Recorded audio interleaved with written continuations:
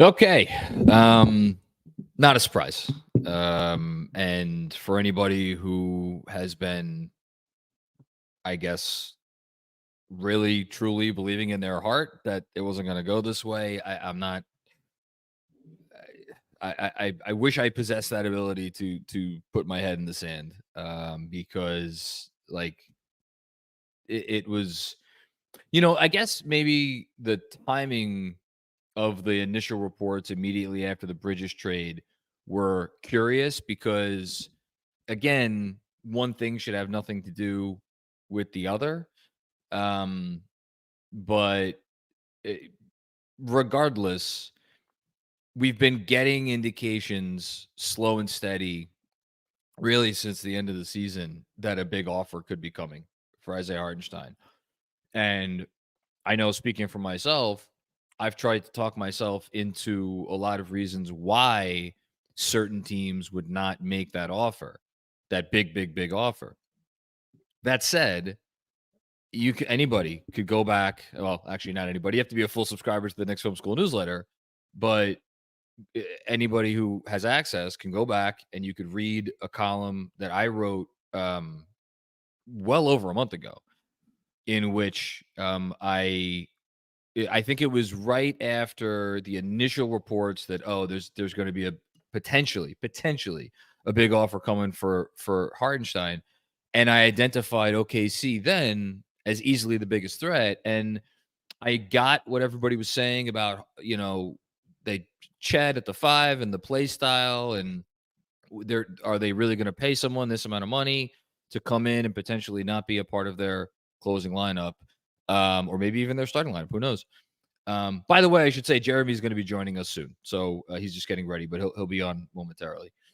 Um, and I understand all of that, but there are two key factors here that I don't think people were really well. Two key factors on the Thunder side, and we'll get to what I mean the Hartenstein part of it. Although at this amount of money, 3 years, 87 million, I don't really. I mean, frankly, I just don't think there was much for him to consider. You want to tell me it was going to be a 3-year, $72 million offer? Even in something 3 years in the high 60s, I would have been like, you know what? Jeremy's plan that he laid out yesterday in terms of sign a 2-year deal with the Knicks, opt out, and then sign for your 4-year max. Like the money's not going to be that different. I mean, they're giving him 12 million more dollars in 3 seasons than the Knicks could have given him over 4. There's no decision. Like, I fucking love New York more than anybody. If someone was willing to give me that sort of a pay raise, point me in the direction of where I have to go live to get it. And I would. And Isaiah Hartenstein said he's not even from New York. He's from that area. He's from Texas. I believe his wife is from Texas as well.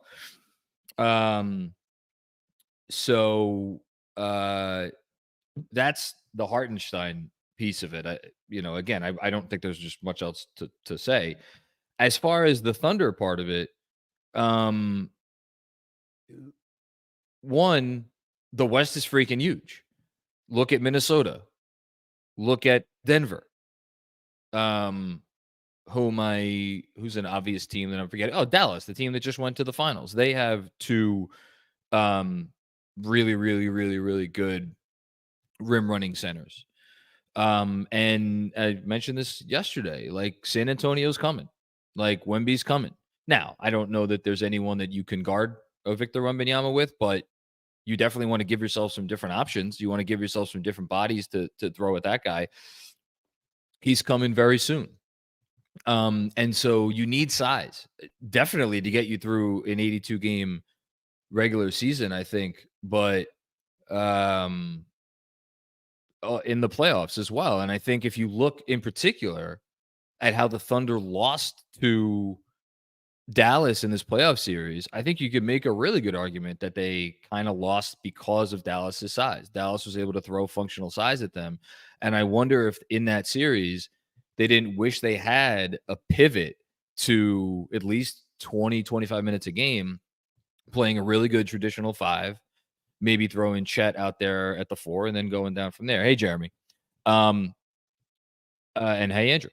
And I'll just I'm going to finish my last point on the Hartenstein thing, and this is kind of stepping on your toes, so maybe it'll be a good transition. Is we keep hammering this point home. The way you cannot simply look at contracts and the money that is handed out in a vacuum. Those days are done. It is about timing. It is about order of operations, and it is about striking while the iron is hot. And right now, we talked about this yesterday, was Oklahoma City's time to strike.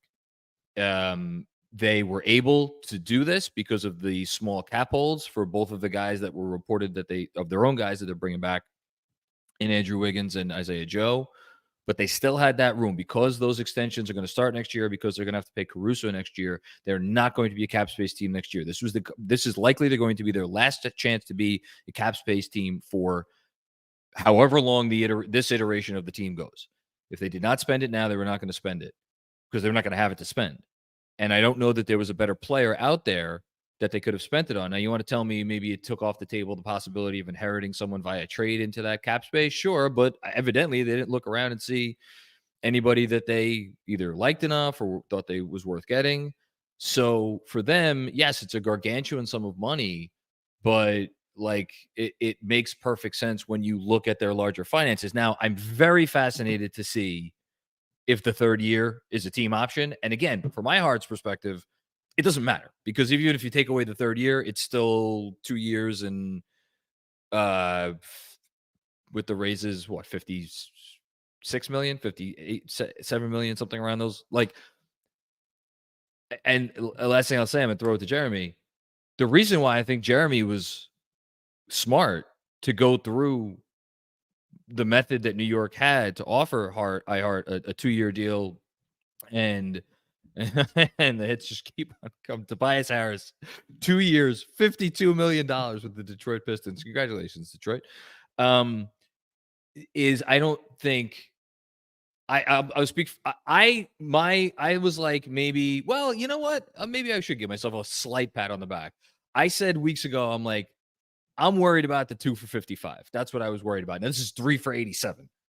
I didn't know that anyone was going to go the 2 for 55. Even if it's a team option, this would essentially be a 2 for 55. If it's a 3 for 87, I mean, holy shit.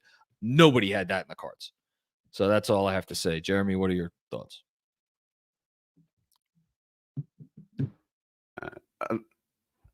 There we go. Now I hear you. Thank you, Andrew. This Tobias Harris news is just jarring. I can't believe. No, it's not. I thought he was going to get 2 years, $50 million from someone. Just didn't think it was Pistons. For the Knicks, this is really tough. But I will say this: you can only control what's in your control. The report already came out that when the finals ended, the Knicks offered Isaiah Hartenstein 4 years, $72 million, and he took an offer that he viewed as better for him. And that really sucks. It's not like the Knicks were like, well, we're going to lowball you. They offered him the most that they could. And perhaps what we talked about yesterday was floated. But also perhaps Isaiah Hartenstein said, I really don't want to bank on me maybe being healthy in a year to sign a big extension. I want generational wealth now. And the Thunder gave him that. I mean, they gave him for a 3-year, $87 million deal. That means the contract starts at $27.6 million. The most the Knicks could go this upcoming year, would be 16. So, and here's the other thing. They doubled it. But also, well, even if you're like talking through, well, there's a team option. If there is a team option on the third year, the Thunder probably picked that up because worst case scenario, they could always trade him. So, because to your point, it was a use it or lose it cap space year. So if that's the case, might as well. I mean, again, there's a difference in money, but the difference between what the Knicks were able to offer and what the Thunder offered is substantially different. It's similar to how he operated with the Clippers. We talked about if the deals were comparable, that perhaps he stays. But the contract the Knicks offered, 2 years and $16 million or so, versus the even lower contract. I mean, we're talking about a difference of like probably 12, 13 million between the money the Knicks gave him and the money the Clippers were going to offer him with the tax mid-level off the table, Yeah. that's significant. This significant. It's not It- like the money was comparable or just like close enough where the Mm. gap could be bridged in some way by staying. The Thunder blew the Knicks out of the water with an offer because they could, and the Knicks couldn't do anything. And that's the crux of it. And perhaps the lesson here for other teams is when you get someone who's an under the radar type free agent, do everything you can to get some sort of third year. Because if the Knicks had had a team option or anything that, or even if it were guaranteed, then we're talking about bird rights, the Knicks match, essentially. Like, but that's also not that the player himself might have said, who knows? Hartenstein could have said 2 years ago, I don't want to sign a 3-year contract for this little. I'm happy to take a 2-year deal. All sorts of ramifications here. So it hurts because it's not like the Knicks can easily replace Hartenstein. I don't mean that from a Mitchell Robinson standpoint. I mean purely from a salary standpoint. It's not like they're signing and trading him. He's gone. He's wiped away. So the summer of 2022, which was the best summer I've ever seen the Knicks do, is now still an incredible summer, but it hurts knowing that one of your two starters is gone. And the question, of course, that everyone's going to turn to is, where do the Knicks go from here? Because if you look at the Knicks right now, if you remove iHeart completely from the table, the Knicks are $5.8 million below the first apron. And as of this moment, bar, I guess, sign and trade and all that, they are hard capped at the first apron. That can change, but right now they're hard capped at the first apron. The other factor that we should mention, if you didn't already, while I was getting ready, is Goga Batadze has allegedly a larger offer from whether it's the Magic or some team. So the Knicks right now, I mean, the Knicks can't offer the non-tax mid-level exception because they'll finish above the first apron. So what can they do? And right now, the thing that makes the most sense to me is that the Knicks call the whole thing off with expanding the Bridges trade, and they just bring back Mitchell Robinson, Precious Achiuwa, and they stay below the first apron. Or they bring back Achiuwa and they sign and trade Burks and do it that way. But because when you're looking at backup 5 options, there aren't a lot of guys. And this is going to be a factor for the Knicks. It's going to be really hard for them to replace iHeart, especially when you consider, well, like they don't really trust rookies. The free agent market sucks. It's hard to do trade player exceptions. There is one other option here, although, which I should mention. And this just dawned on me. So we talked about a player like Isaiah Jackson last night. And again, I don't even know if the Pacers have any interest in moving him. I believe he's entering a contract year. I have absolutely no clue. But with iHeart now gone, there is something they could do, which is they could use one of the TPEs that they own to absorb someone like Isaiah Jackson's contract. And the reason they could do that is because if you use a TPE from a previous year, remember, you're hard capped at the first apron. But the Knicks have $5.7 or $5.8 million in space. So if they used a previous TPE, say the OB TPE, which is expiring, or I think that'd probably be the largest one, they could go out and get a type of player to fit into that. They would just be hard capped at the first apron. So they wouldn't be able to expand the trade. But this is where you're at. It's like, okay, our plan A, the number one option that we wanted, it's gone. It's off the table. We have to pivot. What are our avenues? We can't use the tax mid-level as a TPE, but we can use the actual TPEs we have as TPEs. But if we do that, every rose has its thorn, because the thorn is that the Knicks can't go above the first apron. So I just wonder if they use one of those TPEs out of their back pockets and try to trade for someone instead of using their tax mid-level if they can't get someone like Goga. Or they bring back Precious. Those are the only two viable factors I can think of where the Knicks feel like they have someone who can actually play games if and when Mitchell Robinson gets hurt. Because otherwise, they are really stacked 1 through 4. And at 5, they are woefully bad. Not woefully bad, because Mitchell Robinson's still a very good player. Yeah, I'm just looking at a couple of news things. So I'm going to read this from Ian Begley because I think it's worth reading. As you'd imagine, this was a tough call for Isaiah Hartenstein. Man, if this was a tough call for Isaiah Hartenstein, then the Knicks really do have the greatest culture in the NBA. Yeah, that's nice.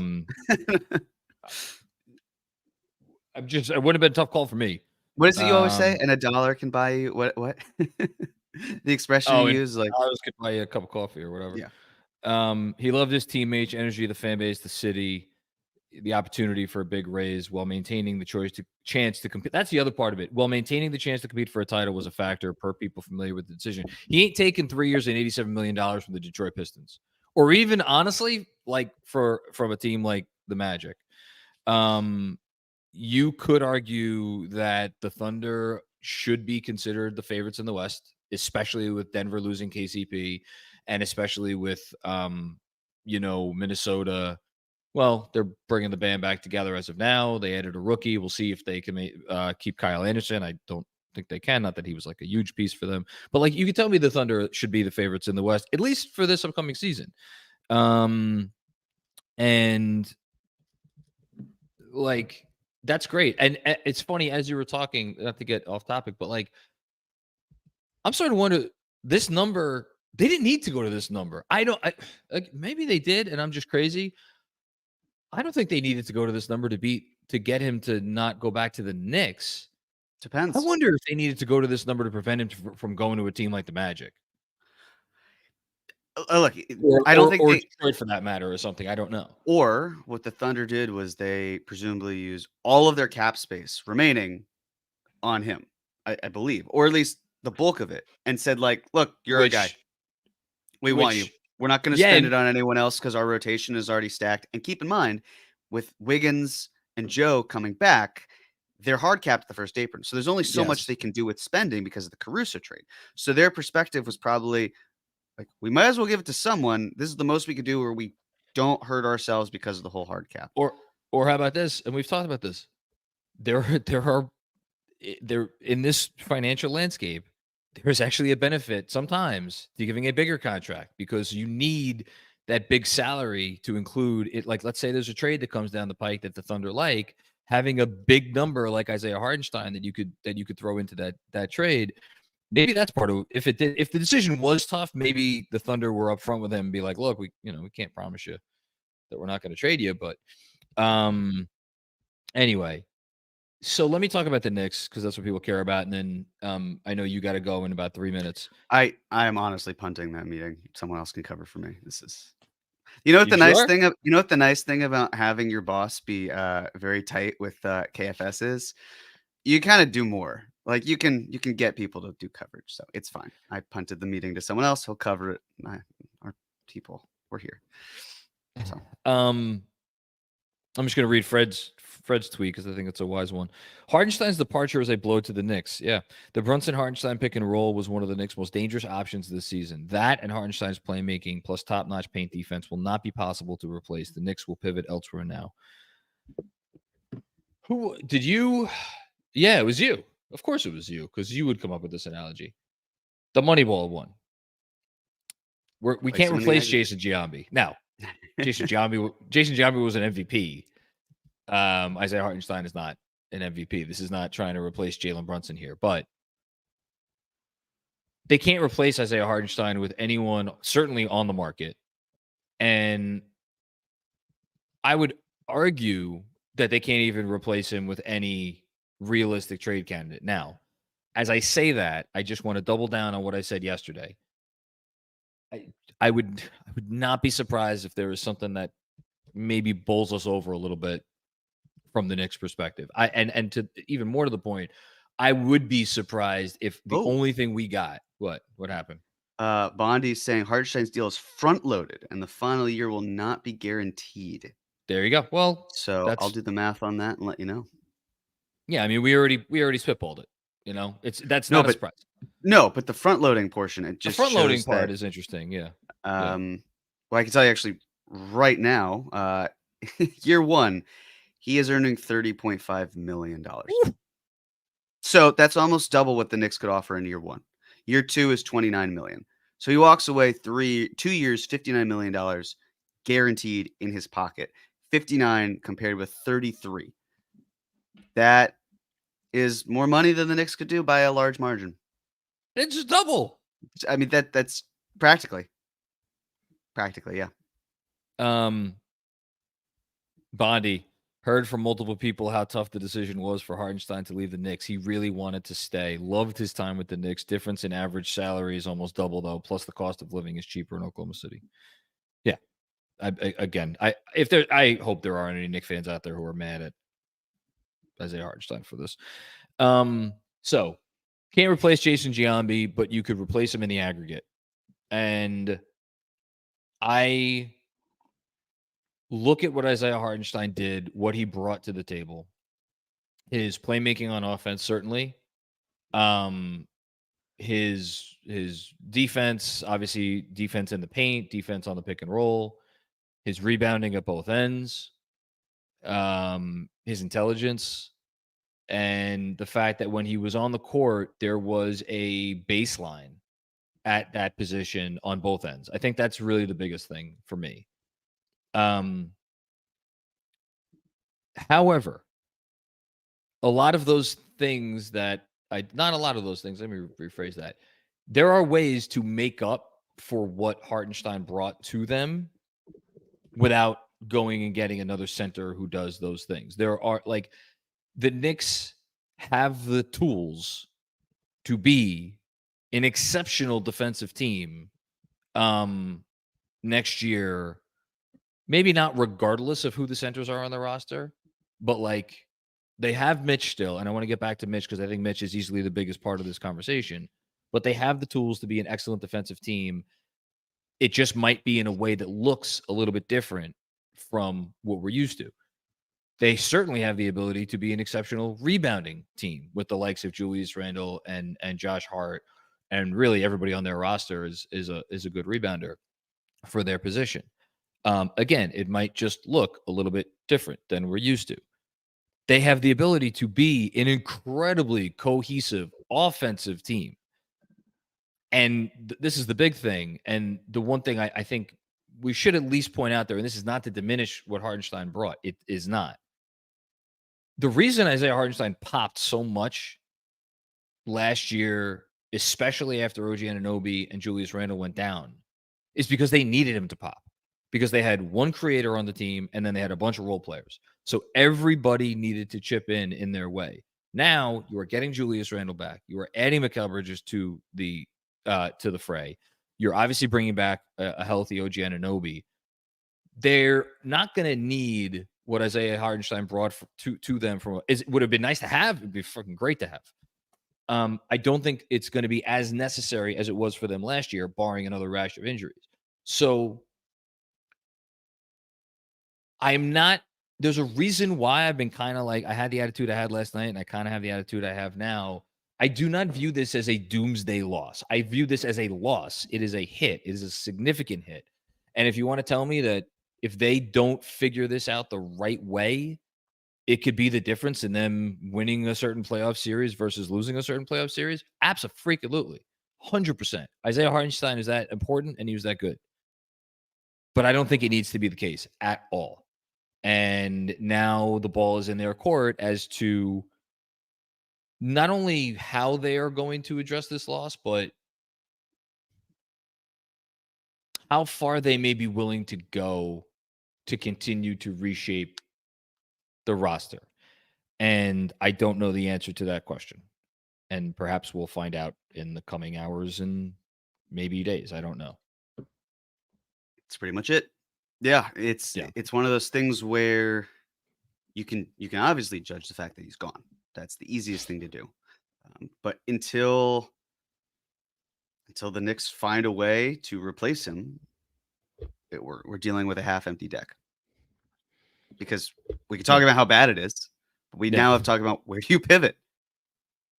They got to pivot somewhere. Hard to judge. We can talk about ideas again, like we talked through Isaiah Jackson. I think he'd be a great option. I don't know why, if I'm the Pacers, I'm super keen on it. But of course, we've also talked through Jackson does need to get paid, and the Pacers have to pay Miles Turner again. They've also got to pay TJ McConnell. Like, they can still make room with the aprons and everything next year. But at a certain point, do they look to go cheaper at the center route? Do they want their entire backcourt to be that way? And you made the great point, they can get Siakam minutes at the 5. They could find ways to kind of Is Jarris Walker going to see minutes at the 5? There might be an avenue there. But again, we just don't know who's going to replace Isaiah Hartenstein other than Mitchell Robinson. So who's going to replace Mitchell Robinson? We are yet to find out. But I'm very curious if the Knicks just go with this Nets deal as is and that they don't expand it. Because there's you'd be shocked if they I think they're going to expand it. See, I've been obviously operating under that assumption as well. But if they okay, we're talking through getting another center, right? And we can look through the market. How many players do you see being viable options? And how are the Knicks getting that player? And furthermore, is there a trade that the Knicks can make where they're sending more money out than taking in for it to work? Like, again, I'm just going to use him as an example. Isaiah Jackson. If you were to use Jericho Sims and acquire Isaiah Jackson, guess what you're doing? You're hard capping yourself at the first apron. Yeah. If you were to get Walker Kessler, great, same thing. You're hard capping yourself. Like, I don't know how the Knicks are, and we could talk about like the chicanery of really like out of the box thinking. We could go there, but just before we do that, I think thinking realistically, any move that they probably make from here is probably more money in than out. And maybe they expand it to a 3-team deal and it works and they're able to create that. But as of this very moment, because they could expand it, they could make this a 3-team deal, getting another player in the door that answers all of that. And they get to the second apron and that's great. And that's exactly what I would love them to do. But there's also the world where they just have more money coming in and they're hard capped to the first apron anyway. And if you're hard capped to the first apron, find a way to replace your backup 5 minutes with someone. I just want to, there's one other thing I want to at least touch on, but before I do that, I want to ask Andrew, do we have any super chats? Yes, we have several. Oh, okay. Let's get to them. And then there's one other thing I wanted to touch on before we, before we finish up. Okay. Let's just get to them then. Oh no, let's hear from you, Andrew. I'm sorry. It's okay. No, it's not okay. No, it's okay. It's all right. I think the fan perspective is interesting here because I feel some responsibility in anybody that's I just disappointed. saw your comment, by the way. It's okay. It's okay. We're all balancing some hoops this morning. Apologies for the bedhead. The Knicks do not care about my schedule. Or mine. Yeah, tell me about it. I apologize on behalf of the pod I did with Andrew Schlecht and Andrew Schlecht. If we instilled any confidence that he was going to go back to the Knicks and that OKC is small and that it's in the middle of the country and you could drive through it in 5 minutes and you see the same 5 people every corner and Isaiah must love the big city life and anything we talked about, like the Thunder liking to play 5 out and not investing in a backup center and how this is now easily the biggest free agent signing in Oklahoma City Thunder history. I apologize if that instilled confidence in any of you that this day would not happen. How dare you? On behalf of Andrews everywhere, I apologize, both me and Andrew Schlecht. I do think it is interesting and not a win for the Knicks because losing Hartenstein is a loss, but they signed him to such a good contract and then he upped his value through the Knicks play style and what he did over the last 2 years that this is the culmination of that he went to a contract that they legally couldn't sign, didn't want to sign. They legally couldn't. And look, you started the show like this, John. I have a running joke with my buddies that I'm very much team highest bidder in my own personal life, that I love the Knicks. I love all my New York sports teams. I love New York. I love living here. I love the home I'm building here in Queens right now. But if tomorrow you suddenly saw me producing Yankees Film School, you'll know I'm fairly compensated, okay? If you saw me at Twins Film School, you'll understand, so Claudio got the bag. This is a financial decision for Isaiah and his family, and my God, the number was even more eye-popping than I thought it would be. When you put the math together that it's basically double what the Knicks could do, it's understandable. So look, I enjoyed watching him play. He was a warrior for us, and I now look forward to the first OKC game, the only OKC game, unless we meet in the finals, which is a conversation we still can have, Knicks fans. This is a title contender still. We'll see what they do with the backup center. Absolutely. But that first OKC trip to the Garden will hopefully lead to a loud ovation for Isaiah Hartenstein because he absolutely earned it. 100%. Yeah. The one thing I just want to say about the backup 5 position before we go to super chats is the Knicks, especially in the last few years, and it certainly helps because they had Isaiah Hartenstein. They really want their backups to be starting caliber. They care a lot about next man up. It's why, especially because centers, and it's hard to find great ones, don't get me wrong, but the trade value for centers on the whole is like a very good center is easier, in my opinion, than it is for a guard, a wing, a forward, because they are less versatile. And you might think, well, that less, they're more in demand because there might be fewer of them. But I do not feel like they just run it back with what they have. Because right now, with all due respect to Precious Achiuwa, she was good. But if Mitchell Robinson went down with an injury, Knicks fans would, and rightfully so, not feel great about their chances with Precious Achiuwa seeing minutes at the starting 5.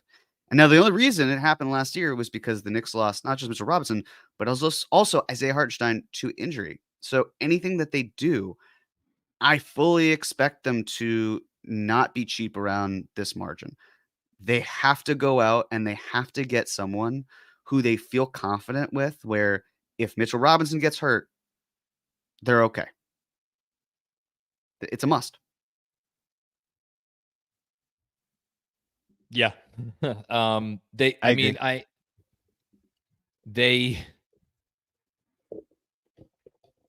nailed it when you're like, they're not going to go into this season.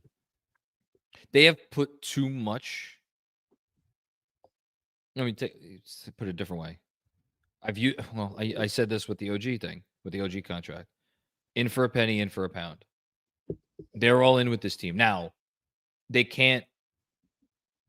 It's not like they could expend much more by way of future assets. I mean, yeah, they could trade away a 20-30 pick swap. Like, who knows? Maybe they do that. I don't know. But like the moment for hesitancy has passed. They are going to want to put their best foot forward, whatever they think that foot is, and they're going to do it. It goes without saying, to the best of their ability. That may involve now some more difficult decisions than they would have otherwise needed to make had Isaiah Hartenstein not gotten this offer taken. I know that sounds like a bunch of gobbledygook, and I get it, but Jeremy, to your point, I would be surprised if we're sitting here in 3 months and it's like, all right, we got Mitch, we got Precious, we got, that's it. I'd be extraordinarily surprised. So, on that note, let's see what people want to talk about. Jacob Slavitt, what's going on, Jacob? If there's one thing I learned from last season, Josh Hart will be our backup 5. If Goga is off the board, who's the pivot at this point? If Goga's off the board, who is the pivot? Let me pull up Keith Smith's old center free agents. I mean, if we're just talking guys in terms of free agents, you're talking Xavier Tillman. You're talking, I mean, it's really not much. I'm going to read a tweet from Jeremy Cohen on Twitter. Knicks options for a backup 5 are as follows. Sign a free agent with the team mid-level exception, TMLE, hard capped at the second apron. Use a previous TPE, a traded player exception, in a trade, hard capped at the first apron. Precious or a veteran minimum signing, which I think it's like Goga, as this chat mentions, and the other options you guys have. Yeah, I'm just going to read again. This is Keith Smith's top free agent center. So Mo Wagner, as of right now, is a unrestricted free agent. Maybe, if the Goga report is to be believed, and the Magic want to bring him back, and they don't trade Wendell Carter Jr., then do they need 3 centers? So maybe Mo Wagner becomes more available than we thought. We'll see. Drew Eubanks last season played with the Suns. I mentioned Tillman. My beloved Mason Plumlee is off the board. That's a shame. Jalen Smith, congratulations on being the lucky recipient of Jerry Reinsdorf's money. Great job by you. A name I don't think we've talked about yet, because I'm pretty sure he's restricted, is Jackson Hayes. He's not restricted. He's not restricted? Okay. Because he signed with the Lakers last year. So he'd be an unrestricted free agent. Because he was drafted by the Pelicans. Sign with the Lakers, or he wasn't traded. So then, because he was drafted in the same 2019 Yep. draft class as RJ. And then you're looking at your James Wiseman's and your Dario Saric's, Daniel Tice, somebody mentioned as a backup 4 option yesterday. Mo Bamba, like these guys are the opposite of reliable. So it's a short list in terms of free agent options, which is why if I had to bet on it right now, I think there will be some sort of trade to address the Knicks roster situation. I don't know what it is. I think there will be some sort of trade. But then if they're making a trade, don't you think that increases the likelihood that they're hard capped at the first apron? Because who are they sending out? Man, I keep coming back to Mitch because So one of the things, Mitch doesn't make a lot of money. I know. One thing that I don't know if we mentioned, I think we may have, but if we didn't, I want to just reemphasize. Again, Isaiah Jackson. We know who his agent is. Yep. We know who represents him. Yep. Sam Rose. Yep. Like, if there were an avenue, if that's like how you kind of help do it. Hey, CA, hey, look, we get it. Like, you got to do right by your client, but we're hurting, and it's me, Daddy Leon. Like, what are you gonna give to Daddy? How are we gonna make this right? And I know that's not how it actually works, but if there's a way to like grease wheels, get some palms a little bit more lubricated, maybe there's a trade there. So, John, you just released a newsletter. I did. When did you write this? This morning. Breaking. Isaiah Hartenstein to OKC. The big man got paid. This is like several hundred words. Yeah. What do you think I was doing? Contingency planning. Oh, so you had this ready before the. Okay. I thought you wrote this while we were live. No, of course. I mean, I had to make an adjustment or two, but like there was no doubt in my mind that he was leaving. I really should have written the thing days ago, but I didn't. Okay, Andrew, we prep here. We do work in advance. I'm aware. This is like writing an obituary for someone who this is like writing Jimmy Carter's obituary. Like you have it in your back pocket.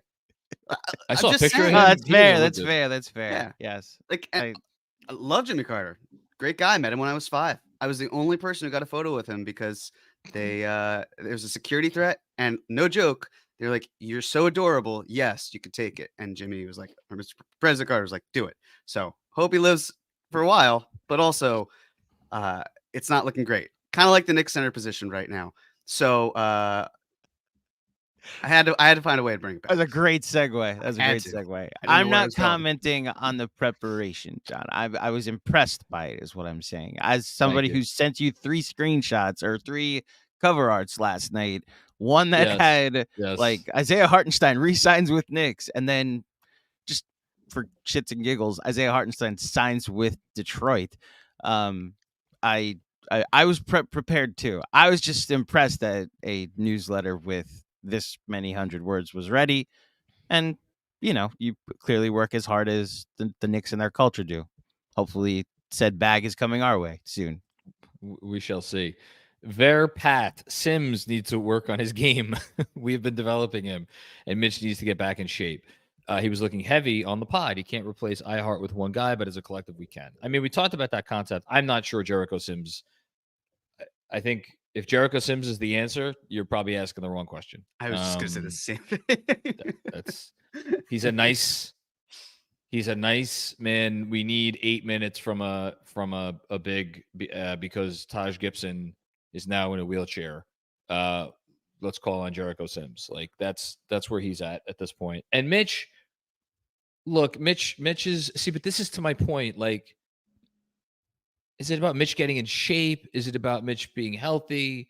Is it about Mitch displaying some more consistency in the certain offensive areas of his game? Like, I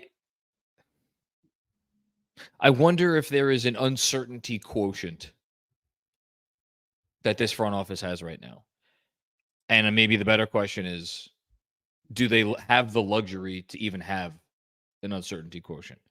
Or is Mitch just the ceiling when he is on the floor at his cost, which is, again, he does not make a lot of money?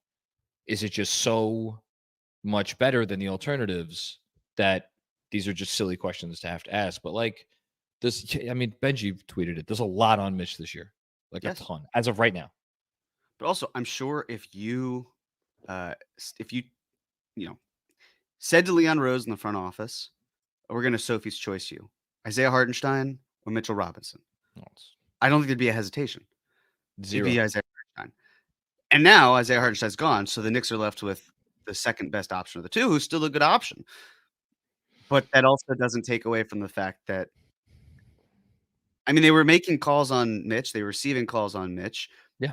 If they were making the calls, why do we think they were making the calls? We did the math. We know how difficult it would have been. Even with the second apron, it would have been really tough to do.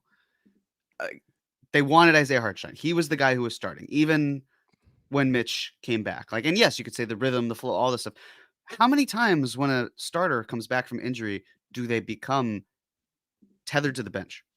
It's because Hartenstein made it better for the Knicks. Yep. So, I mean, Mitch, as far as I'm concerned right now, is going to be their starter.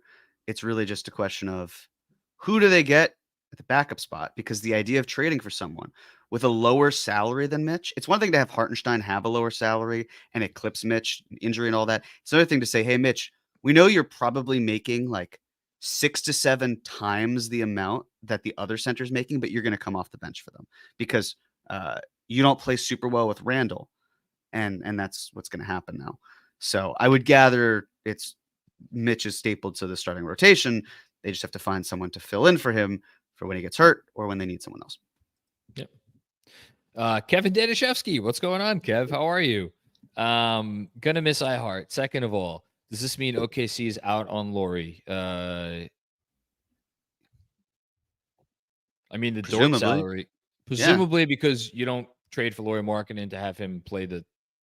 Well, but it's finances, right? It's money. I'm not saying they can't do it, right? Yeah, but Dort plus a small salary. No, they can do it. It's just it's positionally and then paying Markkinen and then paying that's Chet that's and that's it. Jalen. Like it's just too much money that these guys are getting. And my guess is that the iHeart non-guaranteed portion was very much tied into, hey, we're gonna have to come to a point financially where we have to pay our big three. And iHeart making 6 million in year 3, whatever it would be. Let's just make it non-guaranteed in case we have to. And it's life-changing money for iHeart. It's crazy that the money is so different that he's like, yeah, I'm cool being a backup 5 and never finishing games. That's fine by me because I'm so well paid. And I don't hold it against him. It's his choice. But to be instead of being the guy in New York for a lot less, he's electing to take a lot more to just be a backup. And that's fine with him. He's going to close some games. I'll just say that. I think he's going to close some games. Maybe really not. Look, they could go jumbo at the end, and he could be the backup 5. He could be the closing 5 with Chet now moving to the 4 and Williams and Caruso and SG. Like they could do that, of course. There are times where they really did need offensive rebounding, but the other question is, are they going to win the offensive rebounding battles earlier in the game where they don't even need to really have iHeart on the floor to close games? But maybe they made him a promise. Maybe they said, we will involve, this is how we're going to involve you. It's not just the money. It's, we're going to do this. You're going to be involved here. Yeah. All of those things. Maybe they even start games with him at the 5. Maybe he's a nominal starter, and then he's the first player off the bench or pulled from the starting rotation.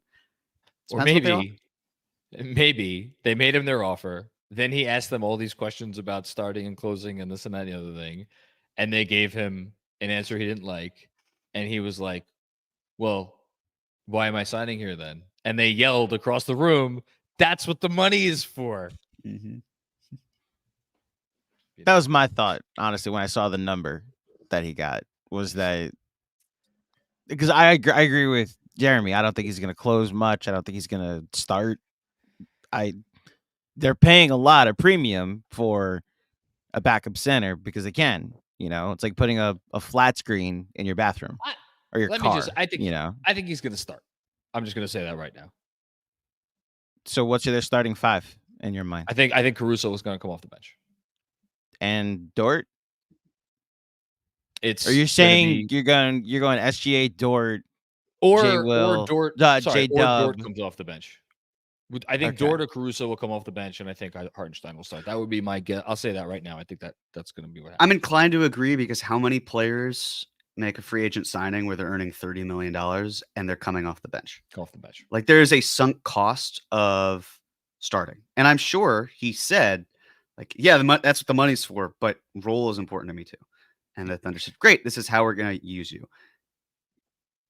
Yeah. Kev also asked about backup center options. He mentioned Goga. I think we've talked about that quite a bit. Mm-hmm. Meh. iHeart basically makes more than Jalen Brunson in the next 3 years. I don't. Well, he'll make more than anybody. He'll make more than Julius Randle and Jalen Brunson, not combined, but he'll make more than both of those guys next season. The year after that, Brunson is probably going to get a raise. So yeah. Free Scotty, what's going on, Free Scotty? Sad day. Jeremy, please tell us it's going to be okay, and the Knicks will still be able to get a starting caliber center. They have a starting. I was going to say he's on the roster already. His name's Mr. Robinson. Can Casey Smith keep Mitch healthy? The guy they got from Dallas. I forgot about him. Compound V. That's all it takes. Okay, let's take another one. Then I'll bring up the point that I wanted to mention before. David, possibly Brooke Lopez or Mitchell Robin draft capital for Lauri Markkanen, and the Knicks play 5 out. Like I think a lot of teams have been checking in on Lauri Markkanen. I wouldn't be surprised if the Knicks were one of them. Who's the center? Who's the center? What do the Knicks have to offer for Lauri Markkanen? That's besides. Yeah. No young player to offer and no picks to offer. Who are they trading? Yeah. They can't get. It's not. Maybe Mikal Bridges would get it done, but I don't think they're going to trade Mikal Bridges. The whole and draft capital thing you just shove into fake Knicks trades, that takes on a bit of a different meaning after the Mikal Bridges trade, slightly. You're telling me that Danny Ainge wouldn't want a Washington and Detroit protected first, as well as a couple of pick swaps that didn't go out to Brooklyn? The Brooke Lopez possibility for the money, it would mean Julius would need to be going out somehow, some way in a multi-team trade. I would not put it past them to trade Julius Randle this offseason.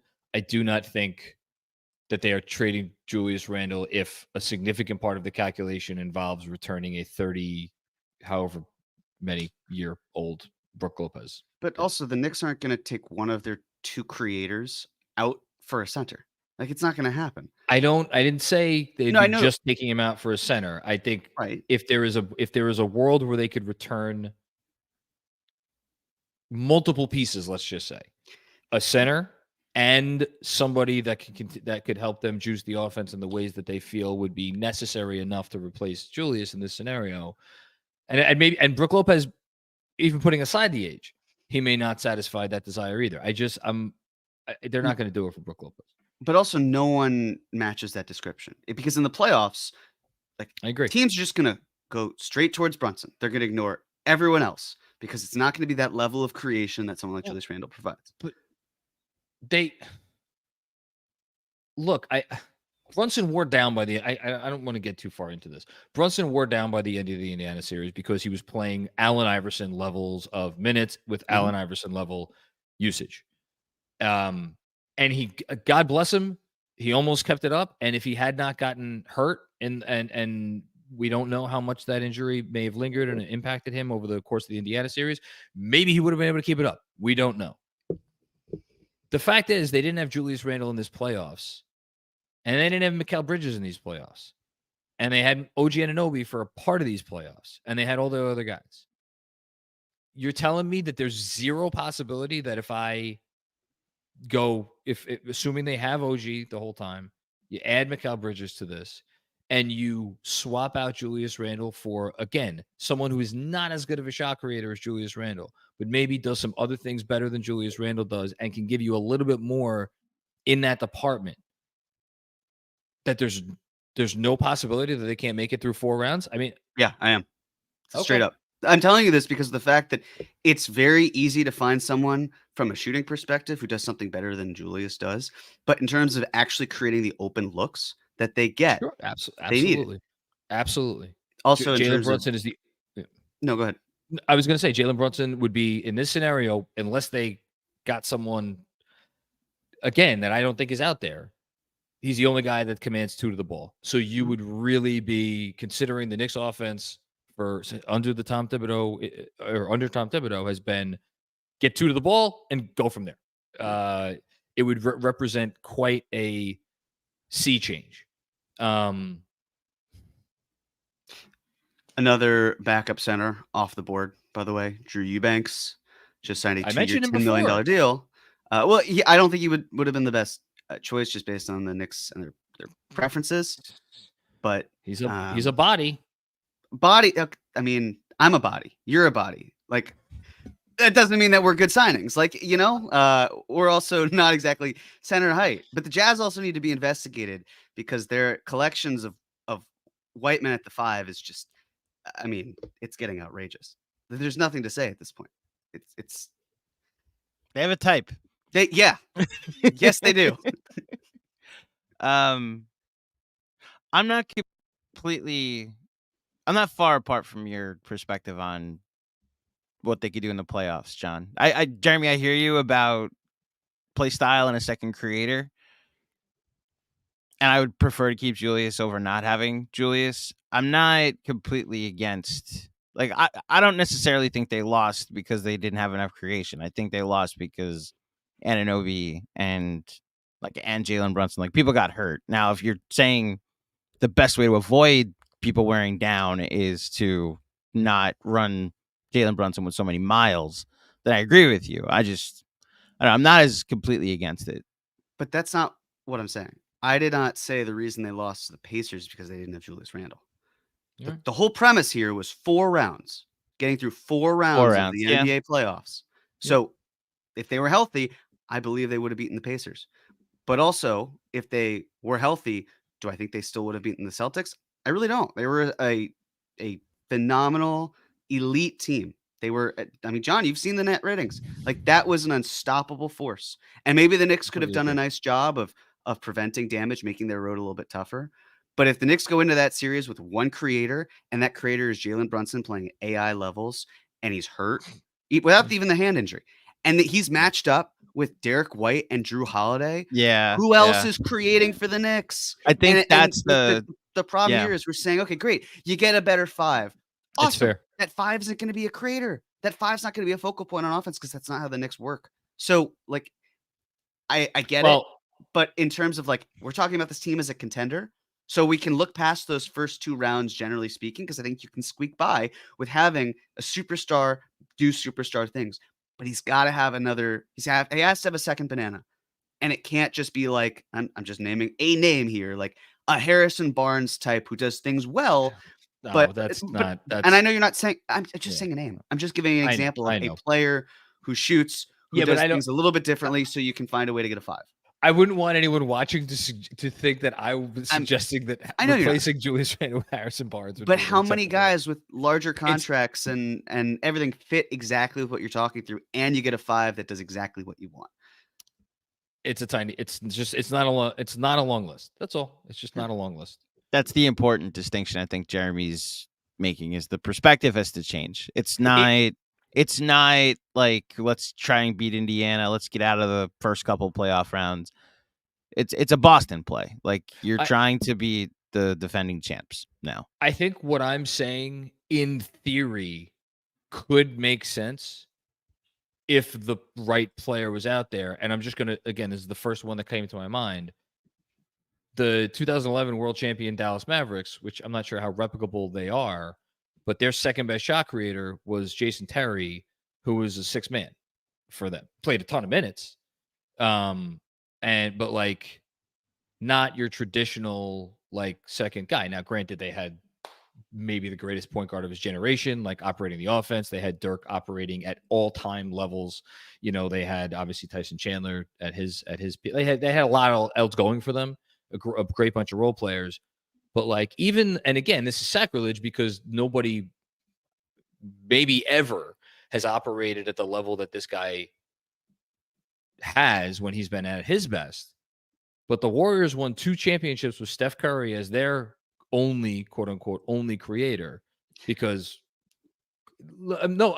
again, am I wrong for saying it? Because I know it's Draymond Green is a Hall of Fame player, and he is so is very Klay good Thompson. playmaker. Right. So okay, yes, but if we're do the Knicks have 2 Hall of Fame players on the roster? But outside of Jalen Brunson, potentially. The reason why I shouldn't bring it up is there is no offense in the league probably that is further from how the Knicks offense operates than what the peak Warriors offense did in terms of all of their movement and all of everything that comes with it. So the notion that the Knicks are going to morph into that overnight, to say nothing that Steph Curry is fucking Steph Curry. I love Jalen Brunson more than anyone. Curry is, I mean, at his best was otherworldly. So it's not a fair comparison. I'm just maybe I'm reaching here. That's all. No, and I wasn't coming for you with that because the other thing with the Warriors is they had 73-9 season and then they lost, and then they went out and got their second, really first creator in Kevin Durant. I mean, you could talk Steph as the first one too, but the Finals MVP 2 years in a row, Kevin Durant, and then he left, and the Warriors, of course, won another championship without Kevin Durant. But honestly, as we reflect on that second era, the fact that they did that is pretty miraculous. The Andrew Wiggins that they found to help propel them to that point where everything fell into place was great. We could say that that's the model for success and everything. And maybe it is, but still a little more than that. Take another one. Juanon, the Prophet is still calling for a trade. Any ideas now that the iHeart situation is over? Shame on Tibbs helping get IQ, iHeart, and Obi paid. Who's the next guy he doesn't develop? Hashtag fire Tibbs. Didn't develop Cam Reddish. Worth a shit. Guy opted into a $2 million player option. So is playing though. Is playing meaningful minutes now for the Los Angeles Lakers. We'll see how many minutes he'll play for the Lakers next season if they sign Klay Thompson, but is playing now. I would also presume that Max Christie may have slotted in back ahead of him in the rotation with the contract they just got. What's Max Christie's agency? Oh, is he clutch? I didn't even. I don't know. That's how I'm determining where the hierarchy is with the Lakers. It's who's clutch. That's true. Juanon asks about a trade. I do just want. This is the thing that I've been teasing. Ian Begley in his report, I guess actually late last night, mentioned Klay to the Mavs being a sign and trade possibility because they have the Tim Hardaway Jr. 16 point whatever $1 million traded player exception. Excuse me. But that they may need a third team. And the way Ian introduced that piece of news was he's like, one more piece of news, maybe not involving the Knicks, which was to me an implication that perhaps the Knicks could be a third team involved in a 3-team sign and trade scenario, which Jeremy, I haven't fully thought this out, but if they need a third team, that would seem to be because the Warriors do not want to take back whatever the Mavs are sending out, correct? In this case, I would guess so. Okay. the Warriors, or excuse me, the Mavs right now have 4 centers on their roster. They have the 2 guys that played major minutes for them in the playoffs in Daniel Gafford and the rookie. Derek Lively. Thank you, Derek Lively II. Mhm. Those guys are going to continue to play major minutes. They have Maxi Kleber, who also played some minutes, more at the 5. They dabbled a little bit in Kleber at the 5, but mostly he got time at the 4. They have since added some pieces. They went and got Quentin Grimes. They lost or are gonna lose. No, they lost him because he signed with the Clippers. They lost Derrick Jones Jr., but they replaced him with Najee Marshall. And then also Dwight Powell on a $4 million, I believe, expiring contract. I'm going to double check that right now. He has a $4 million player option for $4 million for next season.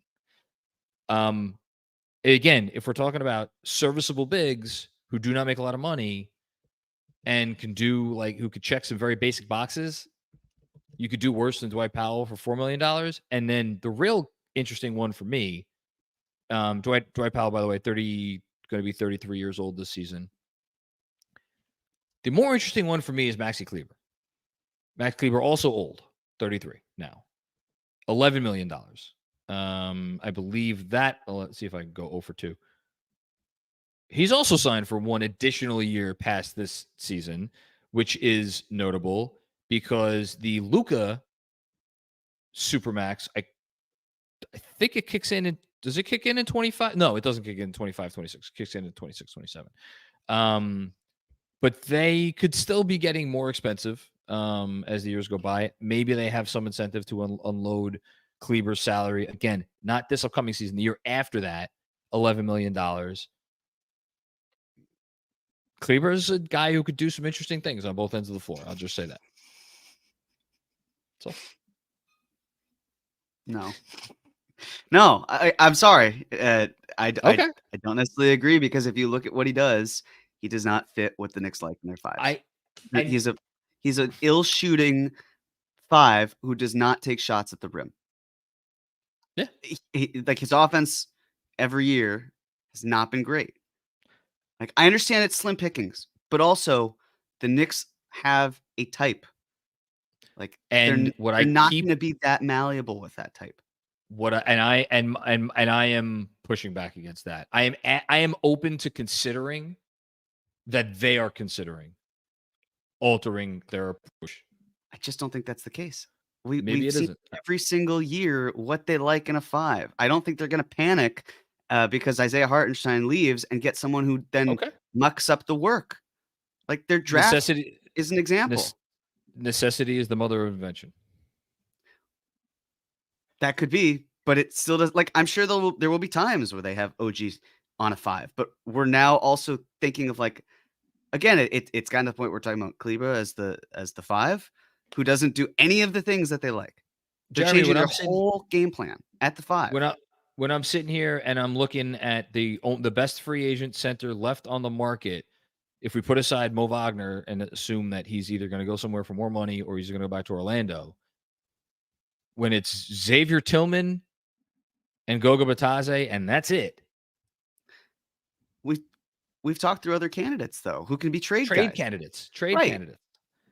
Yes, I know, but again, they have TPEs. They have they've a bunch of second round picks. Like, do we think, for example, that Isaiah Jackson is going to cost them an arm and a leg? No, right, of course not. Yeah. So, but that's what I'm saying. It's finding someone who still fits, and you're going to be a worse team because you don't have Isaiah Hartenstein, but you don't like there are no interchangeable parts that mess you up in the other ways.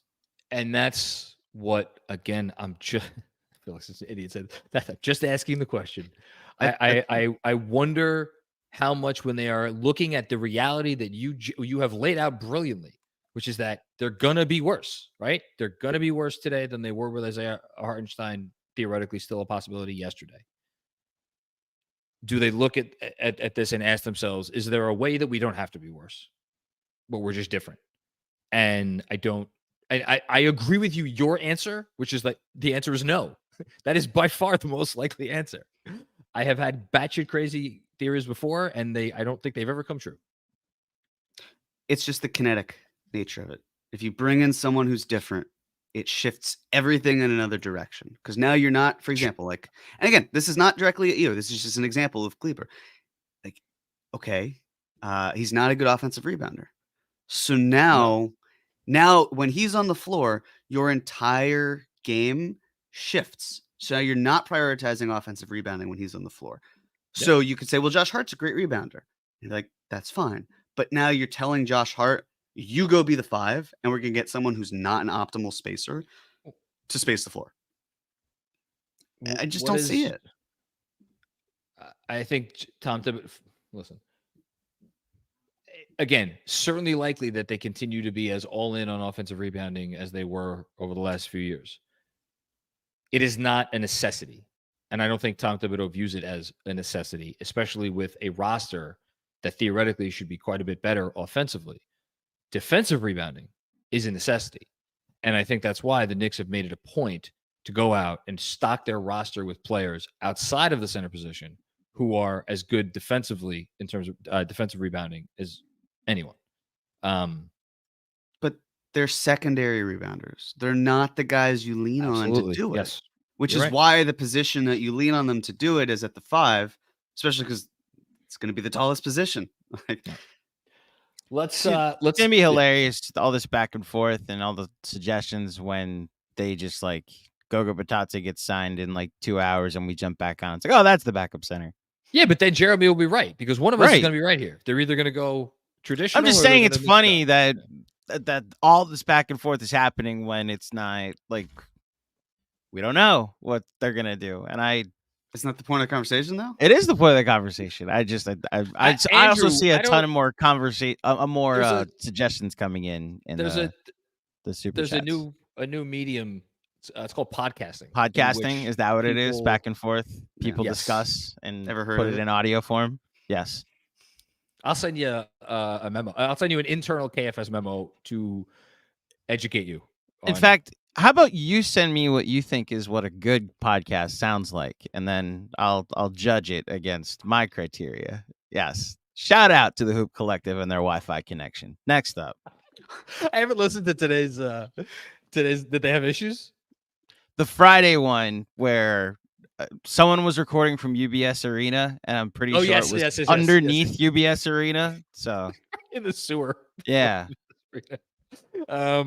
Big Surge, is Looney out there or a trade for Olynyk or Lopez? I would. Oh my God, I'd walk to freaking. I'm actually going to be out in San Francisco later in the summer, so I would carry Kevon Looney back on my shoulders. If I love Kevon Looney, I think he's really good, but I just don't.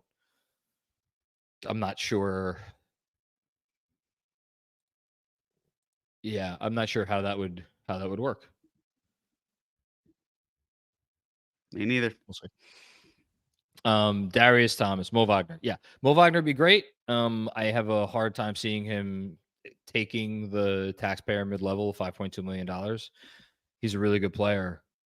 Is he going to take a contract that is 1/6 of what Isaiah Hartenstein just got? I don't know. But he'd be good. David, I believe that trading for Laurie is a real option. With what? This is earlier. We answered the question already. So this is post. They went all out for Bridges and OG. It would be foolish to settle for an average center as opposed to push them over the hump. So David, me and you were thinking along the same lines in that being willing to think outside the box. Unfortunately, there is a reason why the reports today indicate that there are 2 teams that are quote unquote maybe in the Laurie market and sweepstakes. One of those teams has more picks than anybody outside of Oklahoma City, and that's San Antonio. And they also have some young players and stuff that they could trade to that Utah might be interested in. And the other one is the Warriors. Now the Warriors don't have a great collection of picks. They have all their own picks. I don't think they have any picks from anybody else, but they do have most of their own picks, if not all their own picks. More importantly, they have their distant picks.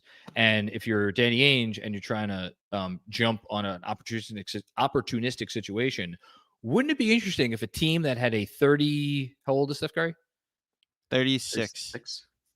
Is he really that old? I thought he was 30. He's turning 36 this year. He's born the same year I am. So wouldn't it be interesting if there was a team that had a 36-year-old superstar that was desperate to give that superstar one last run and were willing to do something incredibly irresponsible, like trade away distant future unprotected first to give that superstar one last run? And by the way, they also have Jonathan Kuminga, who's a pretty nice trade piece in his own right. So those are the teams that have the asset packages that could get in the game for Lauri Markkanen. The Knicks do not. Spurs also make a ton of sense. Just, I mean, they could just that's frightening. effectively absorb Markkanen, and even if they couldn't fully absorb him, because I would imagine some players going to go out. It's not like the trades have to match. Both teams have cap space. You bring in Chris Paul. I mean, you talk about Fitz next to Wemby having Markkanen. It's jumbo. Like, you're bringing back the age of tall players here with your core, but that's how you take the next step forward. You have your point guard and Chris Paul. You can find a way to kind of like bring someone like Castle up a little bit more slowly as a backup. Yeah, Spurs make a ton of sense, especially with their. I don't even know why this wasn't mentioned before. I didn't connect the dots. Like, the player the Knicks just acquired, the rights to him, coach for the Spurs. He's from Finland. Oh yeah, that's right. Markkanen's also Finnish. That's a great call. So you know, he's got someone to speak Finnish with. The finisher. Yeah. David with another one. We cannot rely on Mitz. He's way too injury prone and will get hurt. We need a better first option. I would like to be 3 inches taller. We all want things. There's no better first option that the Knicks are likely to get. The question is if Mitch is the option.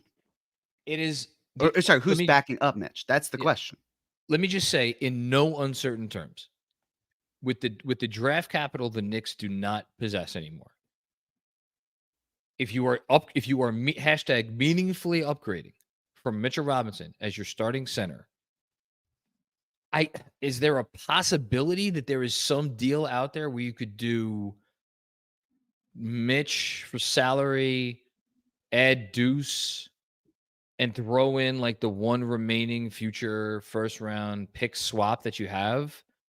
Might that get you? I don't know. What does that get you in a vacuum? Like, I'm not saying I want this guy. Does that get you Jared Allen? It probably gets you Jared Allen. Okay, great. You want to give up Deuce and Mitch in a future? It might. Well, no, I'm shaking my head because I'm thinking if the money to add even more because you're hard capped for first apron, which maybe you're fine with. You could add it, whatever. Make the money work so you're not hard capped at the first apron. Do you want to do that trade? There's your upgrade. There's your upgrade at starting center. Is that floating your boat? Because that's what you're looking at, unless you're talking about sending out Julius Randle.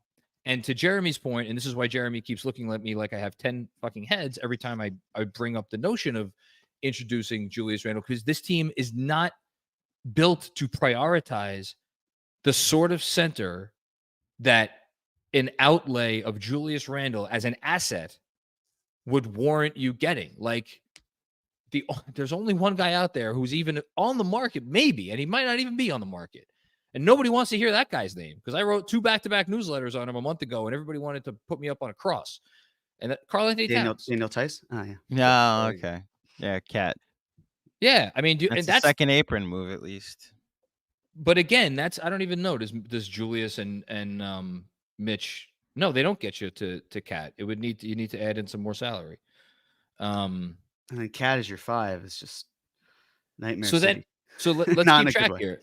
No, so let's keep track here. So now you've lost Isaiah Hartenstein. That's one rotation player, right? You're sending out Julius Randle. You're sending out Mitchell Robinson, who would go to a third team. Whatever. Figure that part out later. You're sending Mitch into somebody's cap space or whatever. You need to send out additional salary. Maybe it would have to be Deuce. I don't know. But there's those two don't make enough to bring back Cat alone, and you're dealing with a first apron issue there. But at the very least, you are now sending out 3 rotation players, both of your centers, and Julius Randle, and you're bringing back 1 in Karl-Anthony Towns. And to what Jeremy just alluded to, you are now banking on Karl-Anthony Towns as your 5. And is there a theory that like all of the defense around him, OG, McCall, Hart, that's going to be enough to insulate? Maybe. Look, I'm here for that conversation, but this is when you're throwing out there like, oh, we got to improve this and that, like this is what you got to, this is the end of that yellow brick road. So that's where we are. Goodbye, yellow brick road. Well done, Jerry. A lot of England ties to you the last 2 days. Last 12 hours, I should say. Not even the last 2 days. Are you a big fan of the Beatles? Love Beatles, yeah. Great stuff. And they're no Migos, but they're great. Hell yeah. OG team. Yeah, OKC won the offseason for sure. I think so. Presti's going to get executive of the year. Yeah. Caruso for Giddey, signing away Hartenstein, and bringing back Joe and Wiggins. They were the first seed last year. They'll probably finish up there again. Brad Stevens won it last year. I fully expect that he'll win it this year, and it'll be like, well, the reason you lost was because the Celtics were just that good, and they made the Drew Holiday trade. It was an A+ summer for them. He's going to get the executive of the year. Can you give a light pushback? Please do. A light pushback, because I would also go Presti over the person I'm about to suggest, but Daryl Morey will get some strong consideration if the Sixers make the finals, win the finals. Like that's the direction. No, because it's a regular season award. So it's a regular season award. If they're the 1 seed, then if they're right, but they have to also. Right now, I look at them and they're pretty bare bones. It'll be 8 guys, and if 2 of them are out, then it's bleak. You got to roll with 6. So I just think that the Thunder have so much depth and so much talent that will propel them to 60+ wins. And if you cross that threshold, I think you're a shoo-in. And I don't think the Sixers are going to win 60+ games. I think if everything pans out and they're healthy, I could see them as a mid 50 win team. But I just think the Thunder are going to be dominant. I know you don't. I agree. No, I agree with the dominance. I think it's why.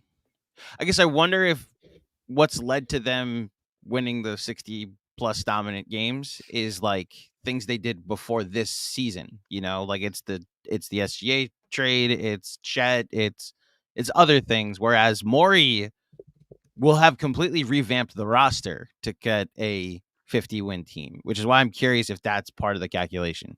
I think the Celtics the year before last year won 57 games. They had Drew Holiday, and then they won 64. So like that finishing move was enough to give Brad Stevens the nod, and I think comparable to Presti this year. Also, has he ever won the it? NBA loves Sam Presti. I think he's won it at least once. That you're right that they do love Sam Presti. They probably are ready to coronate him. So I agree with OG team. They won the offseason. Christopher Halecki, what's going on, Chris? I saw an email from you. I haven't got a chance to get back to you, but I will. If it is too bad, this is part of sports that I hate. Either way, I could see several front court combos that will work with this team as it stands. I like the optimism here. Like, yeah, of course, it's like it's a different version of what we were talking about last night with the Sixers. Like the Sixers could stay healthy and roll through, the playoffs and beat Boston and beat the Knicks and go to the finals, or they could get banged up at the least opportune time. The Knicks could, I think, with Mitchell Robinson, if he's at his best and he's healthy, the Knicks could be just fine because that guy has shown you when he's at his best, he could give you 30 minutes of really, really high quality play a night. And the one giant gap between him and Isaiah Hartenstein from a skill perspective is Hartenstein's ability to do stuff with the ball, including like catch it on offense. And I'm not saying there aren't things that good defenses can throw at the Knicks that will exploit Mitchell Robinson's difficulties there. But I think the Knicks are in a better position to insulate themselves from those weak spots with the roster they have now than with the roster that they had certainly last year at the time that Mitchell Robinson went down with an injury. So yeah, they could be fine, but they also might not be. I mean, because of all the things we talked about. One of the biggest frustrating parts about losing iHeart, I mean, definitely a center who you talked about who could do something with the ball. Well, what is it? It's the runners. The runner game that he had opened up so much. It seemed like every time he had a runner, it went in. And if it didn't go in, the next time he hit it. Mitch can't do that. It's the passing game.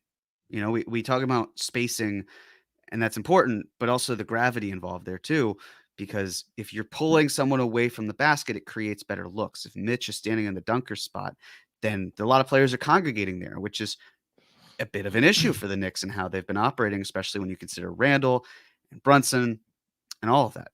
So if you're looking for a 5, you're looking for someone who can do more than just be a rim runner, who can almost be a hub. And the good news is that by bringing in Mikal Bridges, they brought someone in who's a little bit more of a connector, doesn't do a ton with the ball, but can do something. But if you're going to Mitch, you have a play finisher. You don't have someone who creates a ton of other opportunities. So it puts a bit more pressure on the Knicks and the other 4 that are starting with Mitch to create those opportunities amongst themselves and for Mitchell Robinson if they're not going to get the same level of creation that they got from Isaiah Hartenstein. I mean, if I'm Mitchell Robinson, like we see video after video every summer of him doing some silly shit. His entire summer should be working on 1 dribble moves. And if you could somehow master that, how about a 2 dribble move? But I don't want to get ahead of myself. How about a 1 dribble move and then a pass? I don't need a floater. I don't need any kind of a shot. Just one situational 1 dribble move, like catch the ball, continue, like keep the dominoes falling. That's it. If he could do that, that would be a massive addition to his game. Free Scotty, good day for Leon to announce a JB extension. Now, they couldn't even, right? Because they're technically not allowed. Well, no, it's not allowed to be signed. Could they negotiate that now, though?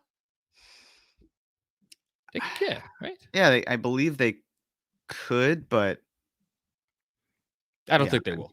They also still have time to cook for other things. So they don't need to drop the, hey, here's an extension thing, kind of like what they do with the RJ after the Donovan Mitchell trade. They can afford to wait. They have also earned, and this is nothing against Free Scotty, they've earned the right for us to be patient with them. They've earned the time and the benefit of that. So I don't think they would need to drop it, but good news would be good. Yep. Good news is good. Thanks, Free Scotty. Another one from Free Scotty. Oh, sorry. I hate to say it, but with Kolek, is Deuce now expendable? I don't know. I think that's a bridge too far. Not this year. For a lot of reasons. One, Kolek's a rookie. Rookies are always not a good bet to be able to rely on if you're trying to win games. And Deuce does a lot of stuff that is important, but I think Jeremy just nailed it when he said not this year. I do think that there was a world where they parlay Deuce into something that is maybe if Kolek works out, maybe then. But we have a little bit of a ways to go before we're there. What if Jalen Brunson gets hurt? Then you kind of want Deuce McBride on your team, so he's not expendable. You do. It's funny. I think I thought you were going a different direction with that. To me, the reason you draft Kolek is if Jalen Brunson, like he's now the Jalen. Look, obviously Tyler Kolek is not going to be Jalen Brunson. He's never going to be Jalen Brunson. He certainly isn't anywhere close to Jalen Brunson right now. Neither is Deuce McBride. I agree, but you want the guy that was starting playoff games to fill in as your new point guard in the meantime.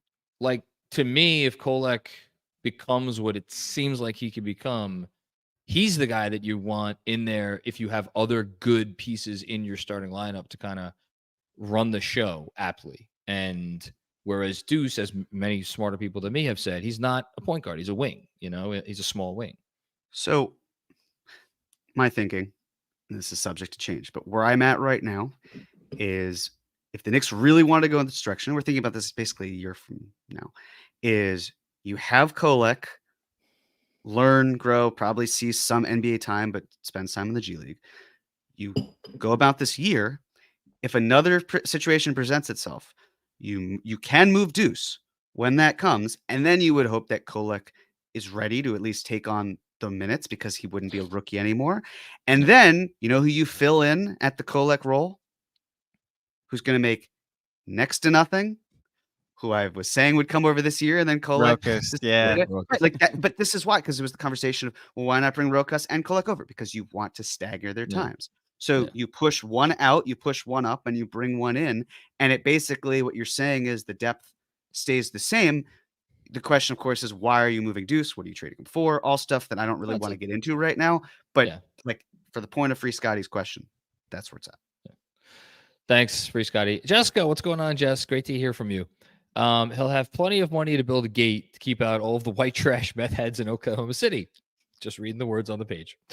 Oh, vasecto me, oh, vasecto my, goodbye, farewell to the big guy. Well, that was beautiful. Very I would poetic. say. That was very poetic. Thank you, Jessica. To the 5 people in OKC that Andrew Schleck mentioned exist in OKC, apologies and enjoy Isaiah Hartenstein.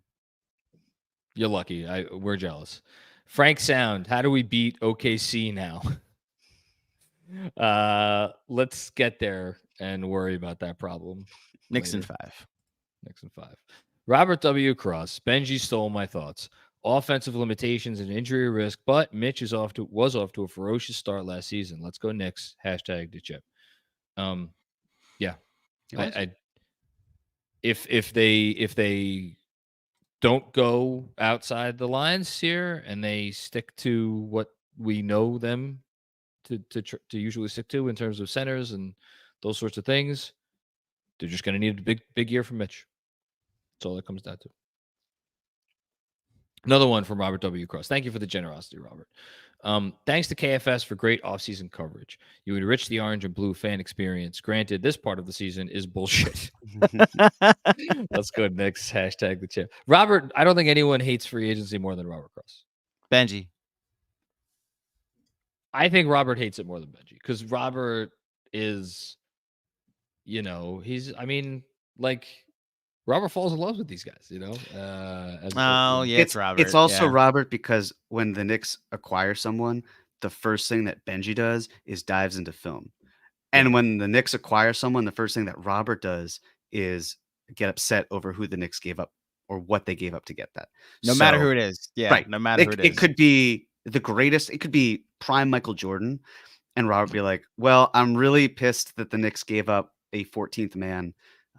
Because I really enjoyed that Deuce player. McBride for Michael Jordan. No, forget Deuce McBride, like Charlie Brown Jr., right? Like, can't believe he has to go because it makes Rubin. Like, that's Robert's philosophy. And I respect it as a fan, but it's definitely him. All right. Another one from Robert W. Cross, and then I'll just do a quick recap. Let's stop sleeping on Julius for real. Guy is a 2-time All-NBA player and 3-time All-Star. Good luck guarding him, Boston. The season before Isaiah Hartenstein left and the season now that Isaiah Hartenstein's gone, Julius is by far, it's not even close, the biggest pivot point. And he is the biggest wild card for this team because Jalen Brunson, we're pretty sure what we're going to get from Jalen Brunson. Pretty sure what we're going to get from DiVincenzo, from Hart, from OG. Injury issues, yes, but we're pretty sure we're going to get when he's on the floor. Mikal Bridges, Deuce McBride. All those guys. Pretty sure we're going to get from all of them. Even Mitch, to a lesser extent. Again, injury question marks. But we kind of know what Mitch is at this point. Julius at his best versus Julius at, let's just say, not his best, is as great a gap as almost any star player in the league. I mean, you're talking up there with Towns. You're talking up there. I'm trying to think with like guys who actually Paul George probably deserves to be in that conversation, at least in terms of playoff performances. It's just it's a big gap, and so we'll see what they get from him. I don't know what else to say. I just, and Robert, just to be clear, I've kind of floated the notion that they might maybe possibly be okay with exploring the notion of, well, is there a Randle trade out there?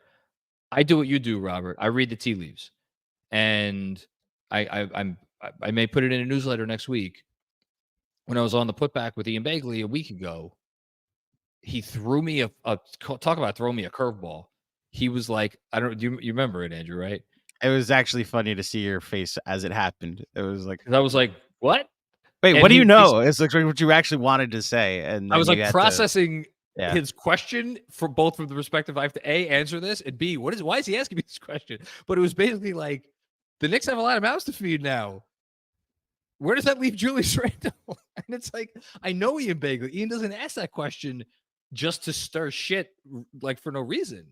And I'm like, huh. Combine that with the, again, prediction, not reporting about he's probably not going to get an extension this summer. And it's just like, man, what's, I don't know. I'm just trying to connect the dots. Bernard Richardson. I love Mitch, but he scares me as a retirement risk. I hear him on Roommates online, and he just seems like a guy who could be one more serious injury away from saying, I'm not doing this anymore. Am I crazy? We don't call you crazy. I think retirement's a bit of a stretch. He will at least finish out his contract before retiring because he doesn't get that money if he retires before the contract is complete.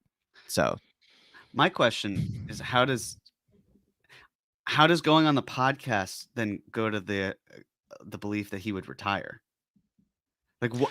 he was extremely unserious on the podcast is more what I gather Bernard is taking away from it, that basketball's like his fifth interest, but that's Mitch. He's unserious. He's an unserious guy. Yeah. Like, that's why they even said on the pod about how he's a good locker room guy. He doesn't take himself too seriously. It's silly. Yep.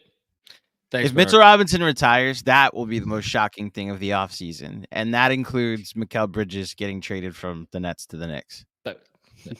Biagio Marino. What are the chances for them making a trade? I love Mitch, but health concerns are there, and it's fair to say he isn't a great matchup with our biggest competitors in the East, KP, Embiid, Lopez, Turner. Extraordinarily fair. The one thing I will say is it's not like Isaiah Hartenstein is this switchable, like you want him out there guarding the perimeter. Like we saw Hartenstein have issues guarding the perimeter with stretch fives. Like he had his issues with Turner, certainly. And just like he had issues with Indiana's movement. Like the thing that I'm actually happy nobody has brought up, and I kind of feel bad that I'm about to bring up, but like Hartenstein over the course of the Indiana series, I don't want to say he got exposed. He didn't get exposed, but the limitations of having a more traditional five against that sort of offense that is capable of doing all those sorts of things, I think you saw some of those limitations. Now, were they exacerbated by the fact that the Knicks are constantly on defense? Assignment one is to protect Jalen Brunson. Yes, and it's unfair to pin it on anybody else when that's what everybody else is trying to clean up for the initial mess. And it's not, I don't want to disparage Jalen Brunson, but like you have to account for him. But Jalen Brunson also does what Jalen Brunson does on offense. So look, is Mitch a concern? Sure, from that perspective. But it goes back to what I've kind of been saying, which is like they got to figure out a way to get a curveball in their arsenal before the playoffs somehow. The only thing I can think of that has anything to do with the idea of moving Mitch, and again, I think I'm going to preface this by saying I don't think this is super realistic. But the only thing I can think of is that the Knicks were to move Mitchell Robinson to Orlando, right? And that would create a TPE. And then they could sign and trade Goga into the TPE and then find a way to get a backup five, whether it is Achua, whether it is also still trading for an Ijax type player. Like that is the only shifting movement I can think of. And the Knicks would still be hard capped at the first apron, although actually they may not be. Now that I think about it, if you were to move, well, no. It's yeah, there's actually, no way around a sign and trade. It's sign trade. So no, that first instinct. But still, that's the only viable world I could see where the Knicks say, okay, if we're so concerned about Mitch's health and he's not the five that we want from an opening up the passing game, we love all the defense, we love the rim protection, we love the high shots at the rim. Like if that's what were the priorities and they're comfortable with the slight downgrade from that, where you still get an asset and you're basically saying Goga and whatever asset we get from Mitch is better than Mitch, That's essentially the world that you have to be thinking of. And I as I preface it, I don't think that's going to happen. But I that's the mean, only thing I can think of where the Knicks would be able to create an avenue for them to get someone they like into that role. listen, we could get real crazy here real fast. We could loop in the Magic as a third team to the Mikal Bridges trade and do Mitch going out, Wendell Carter coming in. I'm looking at what Wendell makes this year. Mitch is at 14.3. Wendell is at just under 12. So that's 2.3. You got to clear another 2. So there's you could do Diakite. And you're making up the difference between Bogey and Mikal. And now you've avoided the first apron. You have Wendell Carter Jr. here, and you open up the full taxpayer mid-level. I don't know. Is that the way you want to go? Wendell Carter does some stuff, but if the Magic are doing that, injury risk. Yeah, Wendell exactly. Carter Jr. coming in. Yeah, if the Magic, it's not a lot of great answers out there. Thanks, Piaggio. David Crockett, what would Portland want for Time Lord? So I don't think it would be crazy if in the coming days we heard that the Knicks had checked in with Portland on Time Lord's availability. I have no idea what they would want. I also am not sure how that would work, again, from an acquisition standpoint, because Time Lord makes 10 or 11, 12 something $1 million. So if it's not Mitch going out, you're talking about a sign and trade, and that's a decent size number to bring back. So, if you're keeping Mitch, then you're talking about signing and trading someone, whether it's Precious or Burks, at a number that exceeds what Time Lord is making, unless you're throwing in someone else in the deal. Are you throwing in a Deuce? Are you throwing in a rookie contract? And even then, it's like, again, the freaking dominoes, they just keep falling over. And you're doing this for who? For a guy that's been maybe the most injury prone. What? Sorry. No, I'm sorry. I didn't mean to cut you off. No, it's fine. Missed practically the whole season last year. And he may not be ready for this season. So, well, the other thing too that you have to consider, if you're signing and trading Precious Achiuwa to try to create space for Time Lord, you probably can't, because if you give Precious Achiuwa a certain amount of money, then he's going to be a base year compensation guy. Like, the reason you could do it with the Mikal Bridges trade is because it wouldn't be more than a 20% raise, so you'd be able to make it work. But if you're trying to create this TPE, it's gonna throw a wrench into everything. It's So what does Portland want for the right to take on 9 figures or 8 figures worth of Alec Burks, for a year? It's like, no. That's what hurts the most. Just real quick, it's not just that Hartenstein is walking for nothing. It's the nothing part that even includes TPE. There's no way to continue to soup him in any way. He's just gone. He's gone. Yep. Thomas Fischel, does this make some sort of Deuce trade more likely for a rookie scale center? Kessler and Duren are the 2 names that come to mind. Wouldn't that be something? Jalen Duren to the Knicks. I'd be surprised. I would too. Wouldn't that be something? The Knicks have to see what Duren has and feel like, hey, the numbers that he's gotten based on how he's used in Detroit were so bad that we think we can rehabilitate him as a player. My God, wouldn't that be something if the Knicks got Jalen Duren? I remember that. There's an echo in here. I believe it's pronounced Eco. Eco.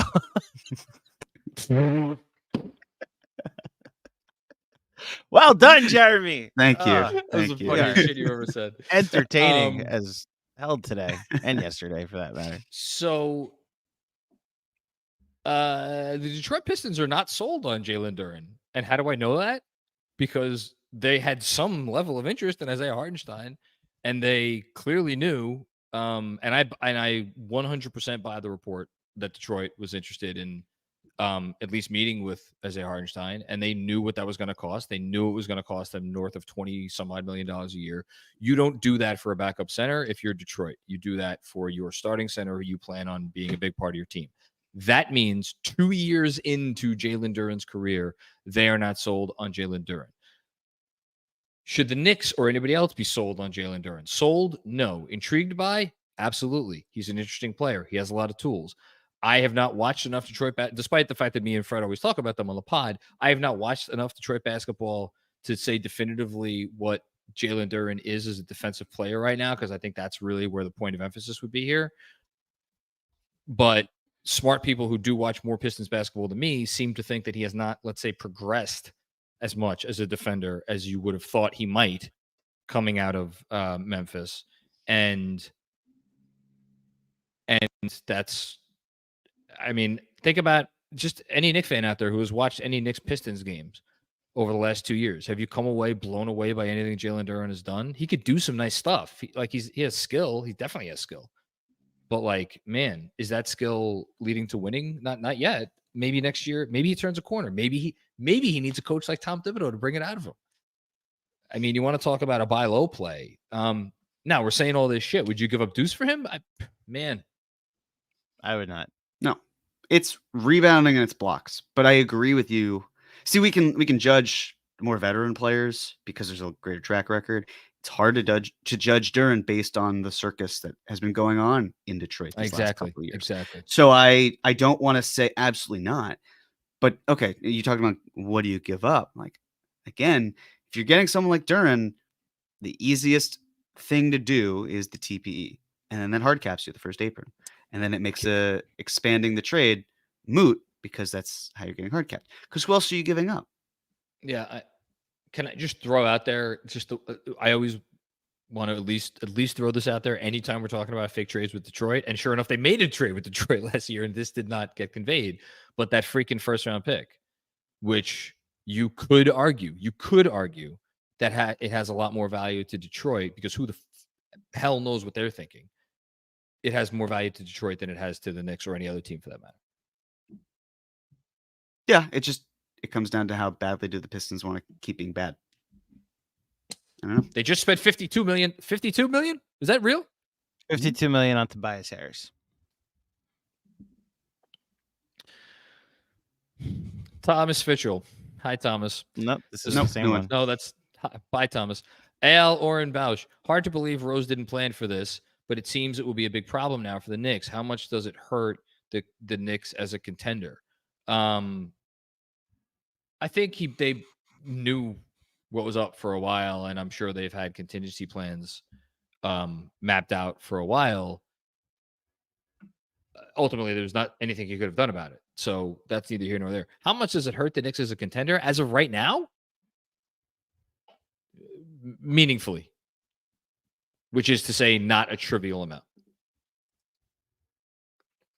And here's another one from AL. Was it a mistake not picking up another center in the draft?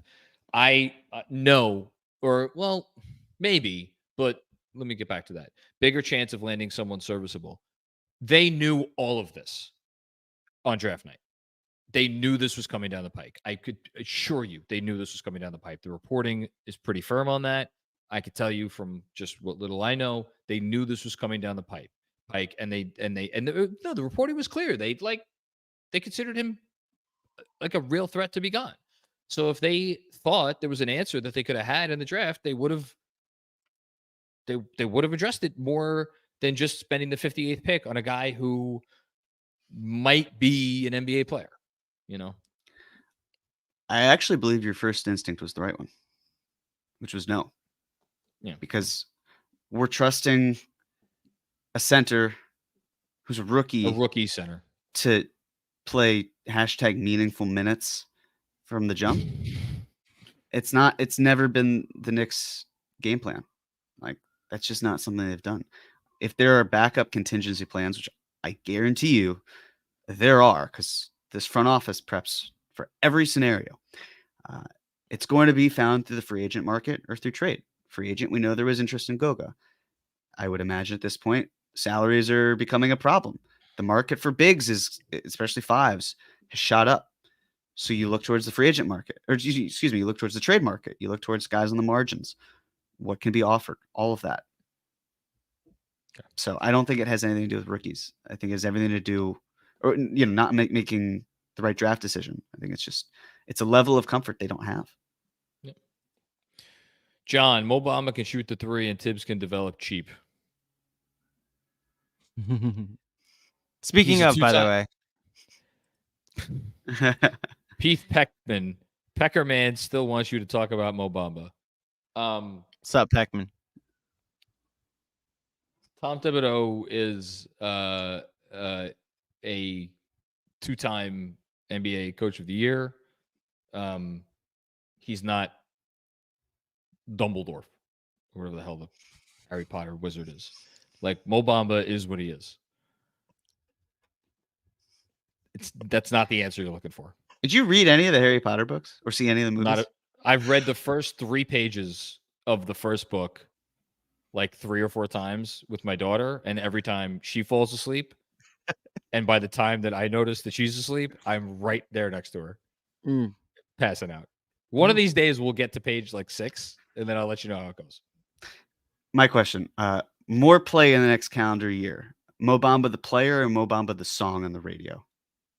I don't even know what you're talking about. There's a song called Mo Bamba by Sheck West. It's from years. Well, that's your point. That's my point. It's that old a song that it might not even play as much as the actual Mo Bamba.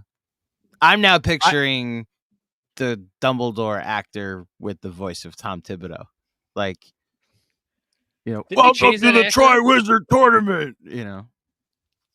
They changed the actor because the first actor died, right? Yes, after the second movie. Yeah, see, I knew that. Yeah. I don't know about Mo Bamba. I know about Mambo Number 5. That was a nice tune. You are so old. Oh my gosh. I love that song too. Lou in Bega, 6th grade. super fan. Lou Bega, that's right. Lou Bega. Yes, that's his name. John, were you just doing the Macarena in '96 like it was nobody's business? Yeah, I was the biggest Macarena. I had swept a the nation. Macarena. I bought a tape of like remix versions of the Macarena song. Did it just speed up, or were there different dance moves? No, it's like different. No, not different. I mean, the Macarena. So is it's the Macarena. same Macarena dance moves, but like maybe some like different like they spiced it up a little bit. I remember I had it. It was very good. Please tell me it was like a sultry slow jams Macarena. No. That would have been. No, I was all in on the Macarena back in the day. By the way, important clarification for the Persianans out there. A tape is what we used to listen to songs on. It's a big rectangle, and you put it in it was called a tape cassette, and you'd put it in a stereo boombox or a Walkman. I'll explain what those are later. Blood of the Panda. Oh, what happened? What happened? Jake Fisher said, y'all don't fully grasp how fast this shit changes, man. Hartenstein was expected by many to re-sign last week. Dallas, by various accounts, was going after KCP until he opted out. Clippers don't go after DJJ if Paul George stays. CP3 might not have been San Antonio if he got traded. So he's clearly showing that there was an expectation last week that Hartenstein would resign. And clearly the Thunder brought the thunder. I will gently. I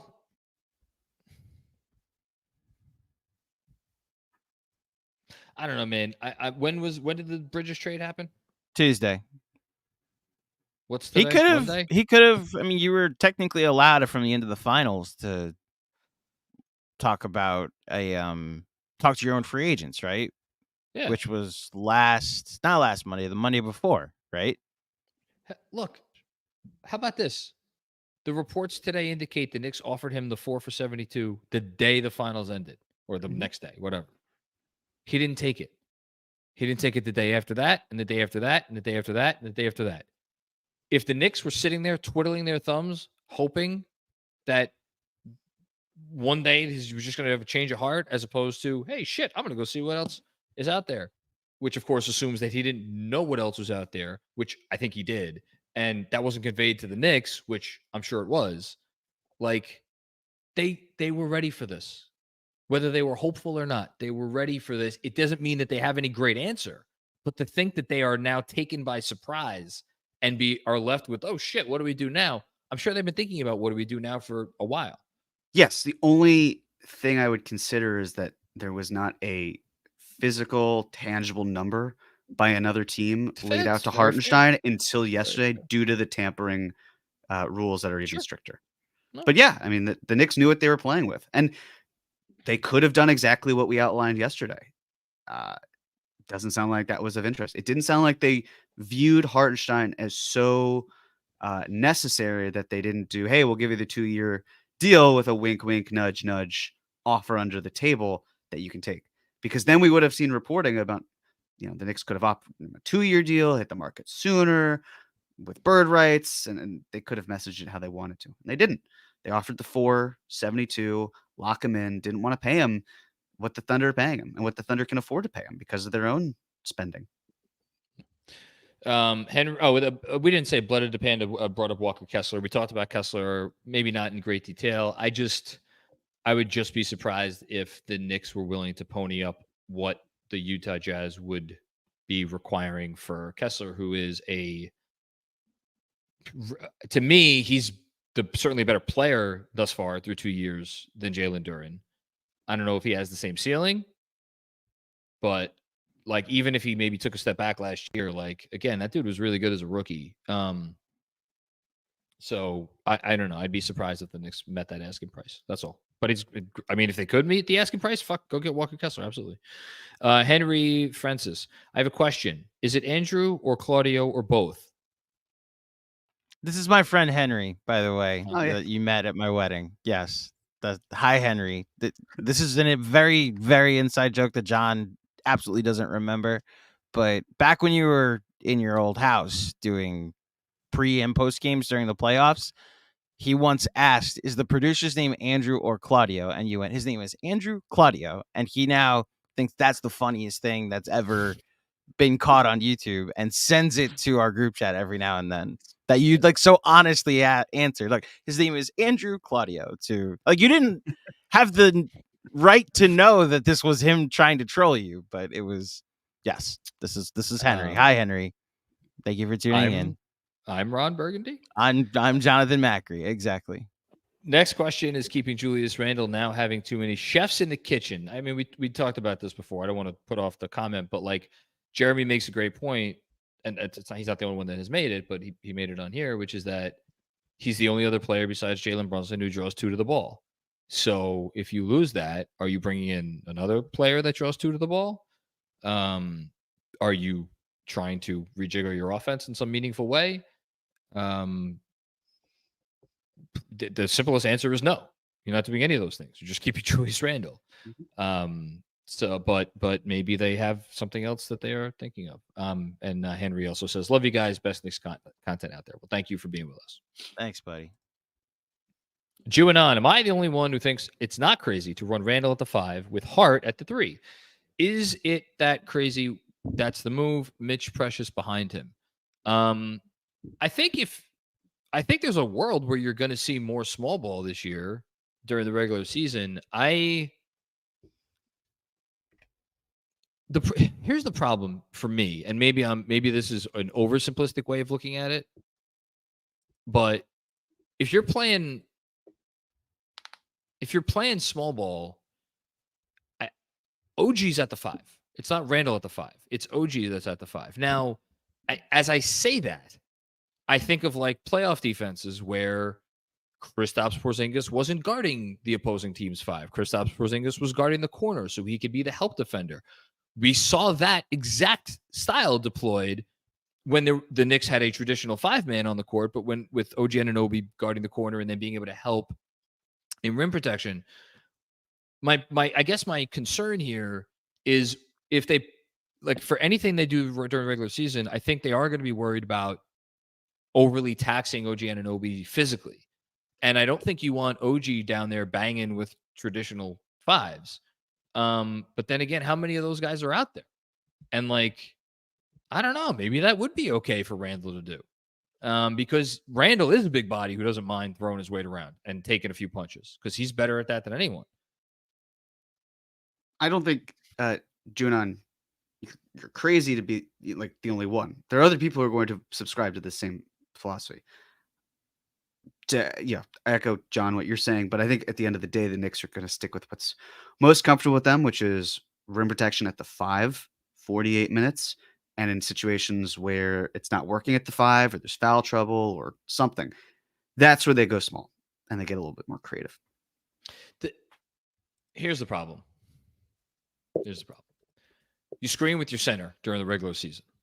Playoffs, you get more creative, right? Regular season, you screen with your center. Julius Randle in drop coverage is death. Benji Ritholtz has been more all over this than he has ever been all over anything in the history of the world. Because what does it do? It puts Julius in a state of inertia, and you do not want Julius in a state of inertia. So regularly having Julius guard 5s and then having those 5s come up and set screens and then watching Julius Randle stand 5 feet behind the 3-point arc and watch as some all-star after another, one all-star after another, like fired 3s over his head, that's not a winning formula. So that to me means you're probably going to be having OG guard 5s. And again, I'm worried about the physical taxation on him in that scenario. Maybe that's a silly concern. I don't know. But it's a look they'll go to for sure. I just don't know how much they're going to do it. Corso 117. What are the lessons learned by this front office from iHeart's departure? How does the front office prevent another situation like this from happening? I'm laughing. They can make him worse. Make sure he doesn't play good. Yeah. This happened because they signed too good of a contract.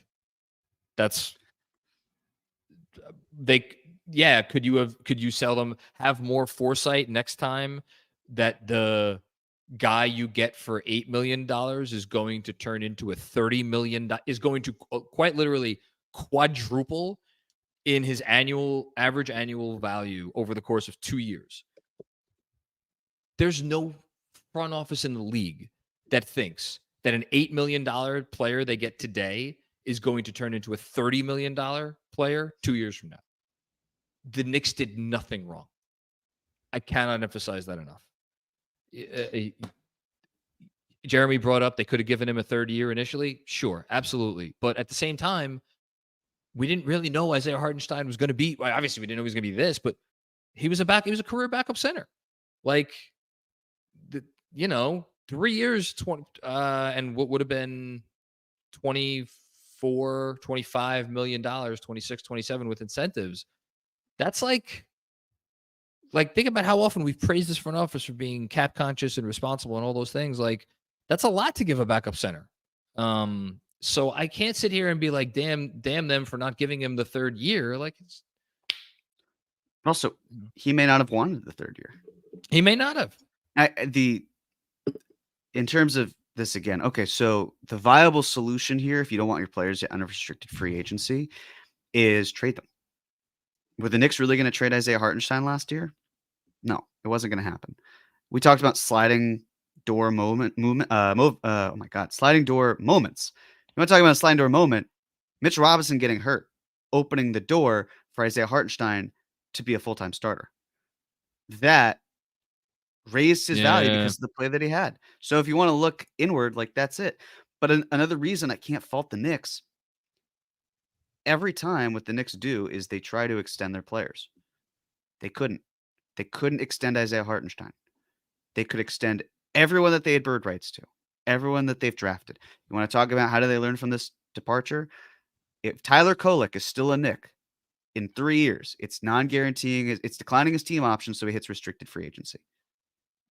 Like, it's if Julius Randle says, I'm fully out on an extension, and maybe things change. Maybe he decides, I actually do want to be here. I want to be in New York. I like this deal. I look at the free agent market, because a year from now, and this is the other thing with Julius, right? People talk about, like, well, he wants a bigger offer, and maybe he does. Who wouldn't want the most money possible?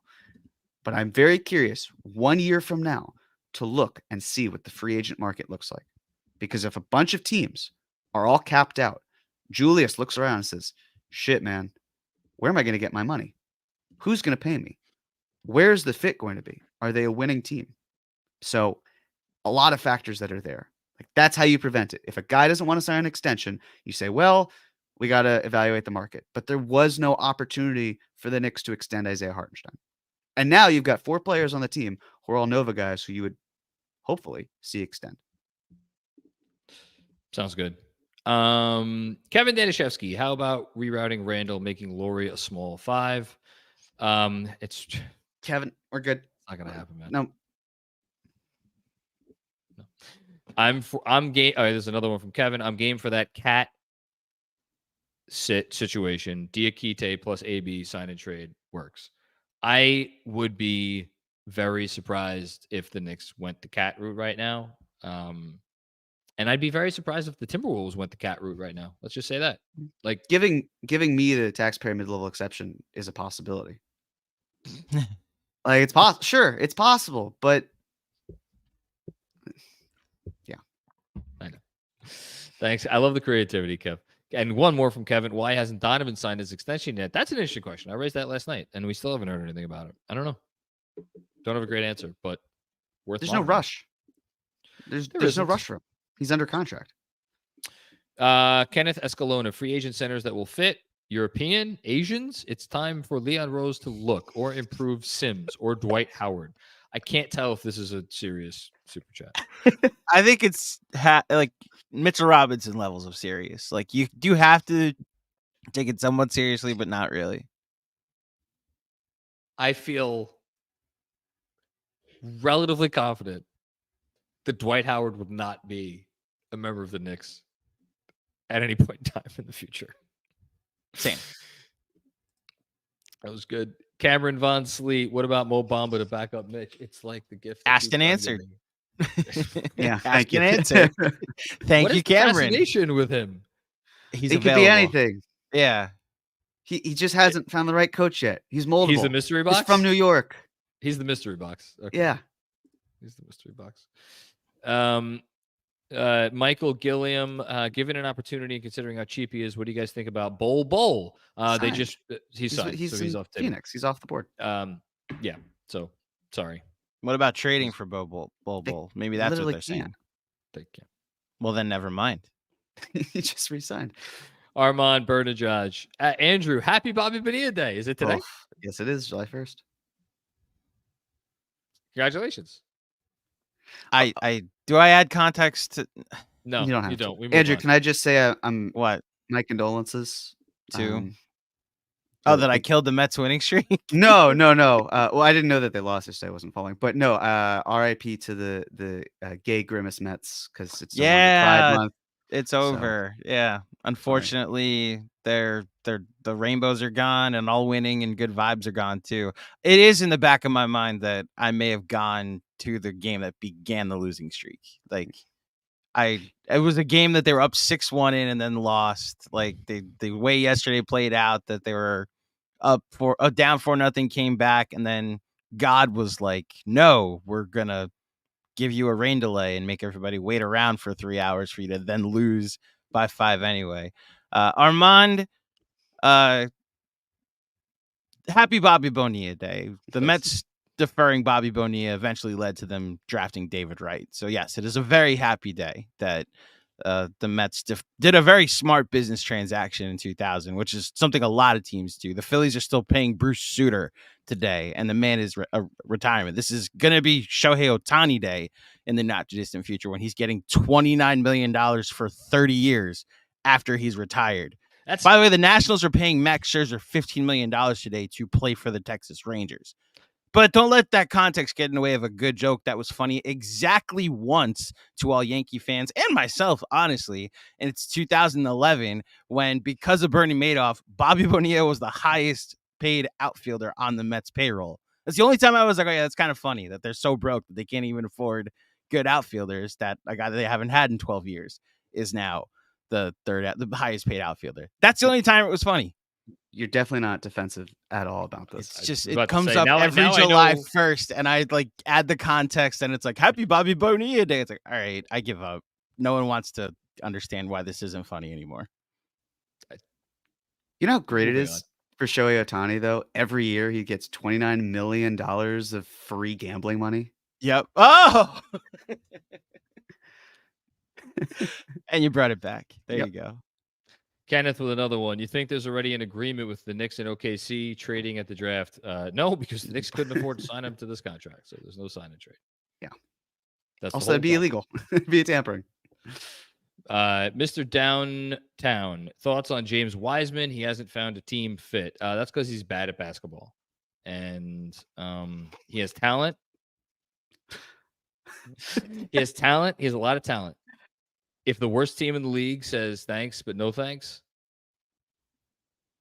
and they just spent 2 years seeing him up close, I'm sure he'll have a moment in the league, but that dude is like, the Knicks are trying to win games. They are not in a position to bring in a James Wiseman and trying to crack the code.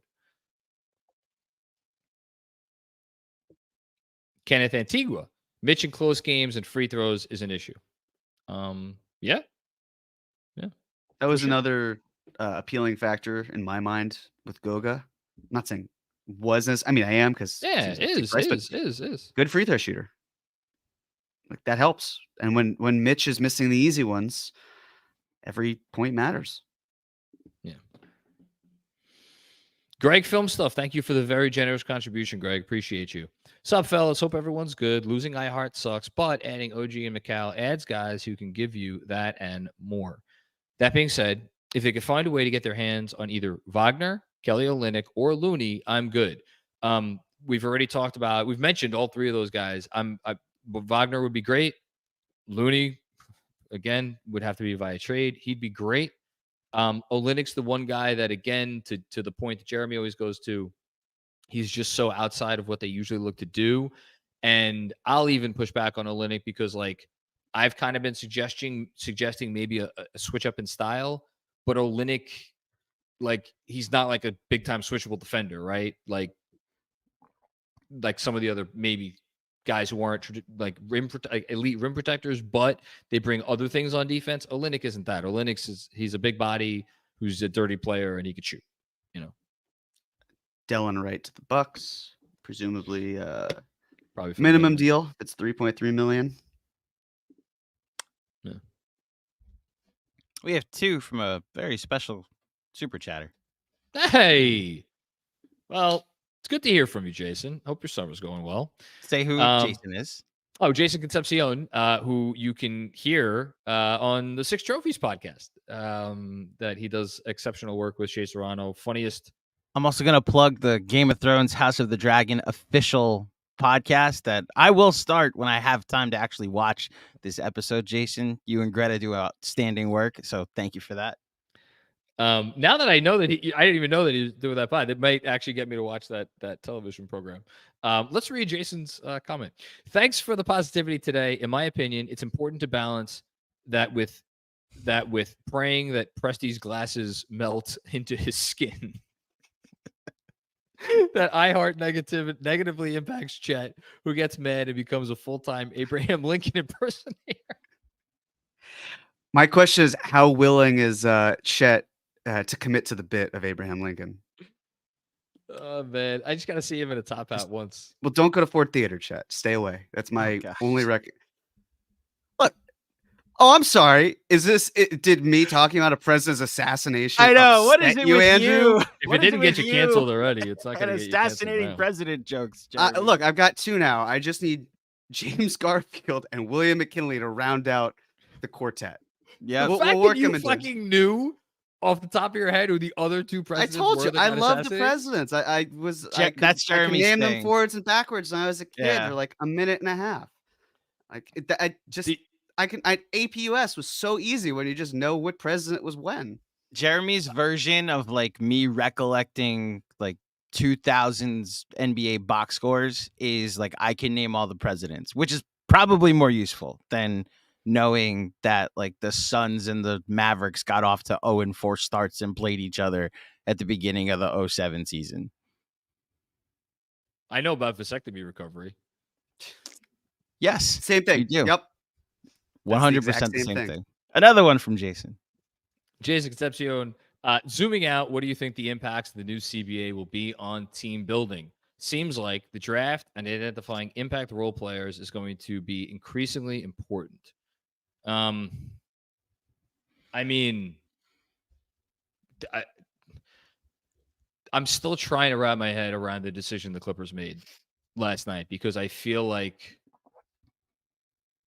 there will be other teams faced with very similar decisions in the coming years because that's what makes what Boston has done so improbable, where they are young and they know they have the squad, but they also have an owner that's willing to spend, like, and even to a lesser extent the Denver situation with KCP. Let me say this to answer your question. I think you've seen the impact with what Denver is trying to do over the last few years. Denver was gifted. Yes, they were gifted because they took him in the fucking second round. They didn't know they were taking him. They were gifted with a guy who, how many? Look, I mean, I don't have to talk about how good Nikola Jokic is. Nikola Jokic is fucking awesome. In the prime of his career, with a perfect team around him. And Denver knew they had this. And they identified, like, okay, several years out before this becomes a real problem, we are going to get ahead of it. And we are going to manipulate our future draft picks. And we're going to get guys now. Well, they're on rookie contracts to balance out the guys we know we're going to lose in the coming years and this and that and the other thing. Did it work? I mean, it didn't work last year. I think you could argue that they lost because they lacked some depth and that their rookies weren't ready to contribute. And now they've lost another guy. Is it going to get any better next year? If they win one more championship, are we going to be like, well, the plan worked because they won a second title? Like, I don't know. I still think at the end of the day, teams are going to climb on top of themselves to get to a position where they even have a chance at scaling the mountaintop, which are very few teams. And I think we will continue, to see teams make irresponsible decisions in an effort to get to the top of the mountain. Perhaps like Philadelphia did last night or early this morning, like there's so many different angles to this. And I think from a Knicks perspective, I don't know. I think the Knicks are seemingly acting like a team who knows this landscape well, like going and trading for a guy in Mikal Bridges who is making what he's making over the next 2 years, and potentially, like we've heard the Randle stuff, like if Randle wants a certain amount of money, maybe that means they try to cash in those chips. But again, the difference between them and Denver is they're not at the mountaintop yet. They're still trying to get there. So the decisions for them are harder. I don't know. Jeremy, your thoughts? I think Jason's point about the draft and identifying role players is very important. Like, you have to find ways to fill out your roster with good talent, but at a cheap rate. And so that second round scouting, you need great scouts in order to identify talent. The Knicks, for example, they could have taken Tyler Kolek at 24, but they didn't. They traded down to 26 and they traded out at 26. And then they traded from 38 to 34, I believe it was 34, to get Kolek. So they walked away with less money on the books and more future assets that they can then use to try to find guys who will be 9th, 10th men, where if they step in, you can trust them to do their jobs. So, yeah, you're going to have to find these low margin moves or guys on the margins that are going to be cheap because you're going to front load your money to the big talent.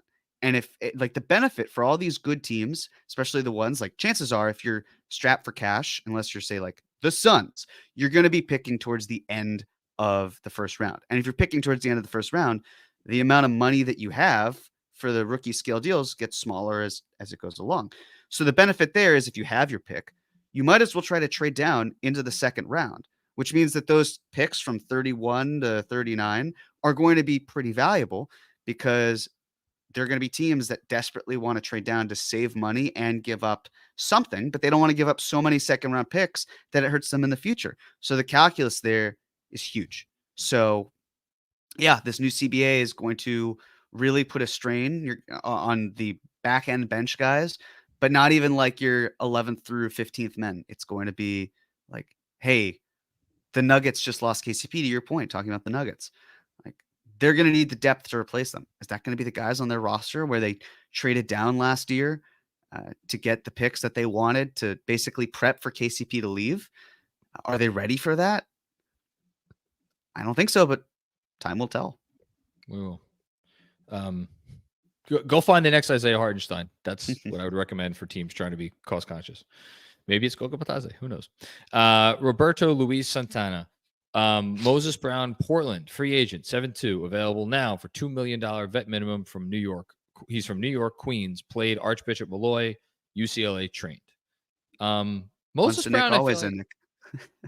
Was he a Nick? Mm-hmm. Cup of coffee. Nick signed him really? for like two-way, I believe. I don't know if they saw enough to know. I mean, he's not a guy who's done anything at the pro level. I don't think he's the kind of. I don't think these are the George you're looking for. Free Scotty with another one. Othello, Tibbs, and Diop. Summer of hashtag big man development. See, again, Diop Ruth is a guy that at least I can maybe talk myself into that, because that guy did some really, again, a small sample size, but what we saw from him was like, oh, this is an interesting player. Maybe. However, if Mitchell Robinson goes down, do you trust Duop Reith to be the starter? Not today, I don't. Do you think that's going to change when he's 28 years old? I don't know. I'm saying I don't right now because I haven't seen enough of him. But like, that's an interesting bet. You know, I'd rather take the bet on that dude than bet on Mo Bamba or some of these other names that have been floated about. You know, totally agree. But like, in my perspective, it's players with negative interest versus someone that's not negative interest, but it's not above the bare minimum. I mean, it's maybe 0.1. Yeah, I know. Okay, that's fair. Jesus is greater. Yes, he is. Hey guys, do you think of Jonathan Isaac from the Magic? Could he be a Knicks? Andrew knows why I'm laughing. Could he be a Knicks target? Thanks for the best Knicks content out there. Thank you so much for that. Jesus, those kind words. Is greater. Is greater. Yeah. He's awesome. Jeremy, amen. You should get in on some of that. Some of that Jesus. I think already did. Yeah. So I amen. As the resident Jew, I will accuse myself. How do you think Jesus feels about vasectomies? Even I am not. I went to Bible school and that question never came up. Like, well, maybe if modern medicine had been around then, it would. Yeah. Back then they just chopped the whole thing off. So both of you in unison. Jonathan Isaac is under contract as of now for another year in Orlando. He makes a lot of money. The Knicks would not be able to trade for him feasibly, and he's not really a center. I know he played center for Orlando last year, but he's also a major injury risk. Great defensive player. I'm not sure if that's the direction they're going to be looking for, a few other off-court reasons as well. Honestly, I can see Jonathan Isaac in Milwaukee for the RNC, and then coming back to Orlando. Oh God, Jeremy. He doesn't even know what you said. No, and I appreciate sorry, it. my wife is texting me. No, all right. Thank you, best. Jesus. That's a sentence I just said. I'll go ahead. Any gaming network. Do you guys think that with the acquisition of Bridges, adding another shot creator that made Hartenstein expendable, we just need a reliable big? The acquisition of Bridges, adding another shot creator that made Hartenstein expendable. It didn't make Hartenstein. Nothing about Bridges impacted the Hartenstein thing, especially now that we know the Knicks offered him the 4 for 72 the day that they could. Bridges is not. I feel badly saying he's just like not a shot creator, but like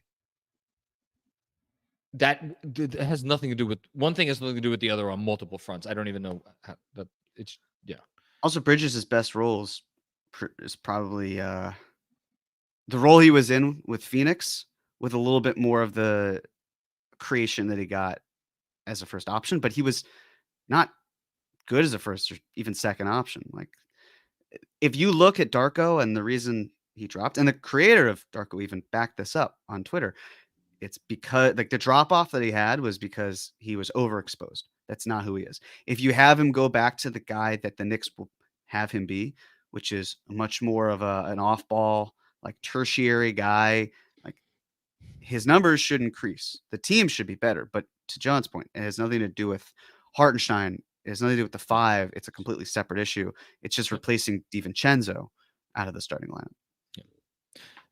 Going to try to finish up in the not too distant future here. Free Scotty. Maybe iHeart is back next offseason when OKC pursues a star and unloads his money in one of the 5 draft day trades. Leon makes it with one with Presti every year. The money's going to make that a little bit difficult, unfortunately, but we could dream. Busy. # play the kids. Give the rookie 10 to 12 minutes. We'll be fine. Look, I think Kolek's going to get time this year. I think it'll be because of injuries, but I think he's going to get time. I have no interest in seeing an 18-year-old play # meaningful minutes for the New York Knicks this year.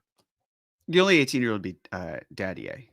I believe, right? Everyone else. Kolek's 22, 23. No, I'm talking specifically about Daddier, and I'm assuming that Busy's talking about Daddier because he's.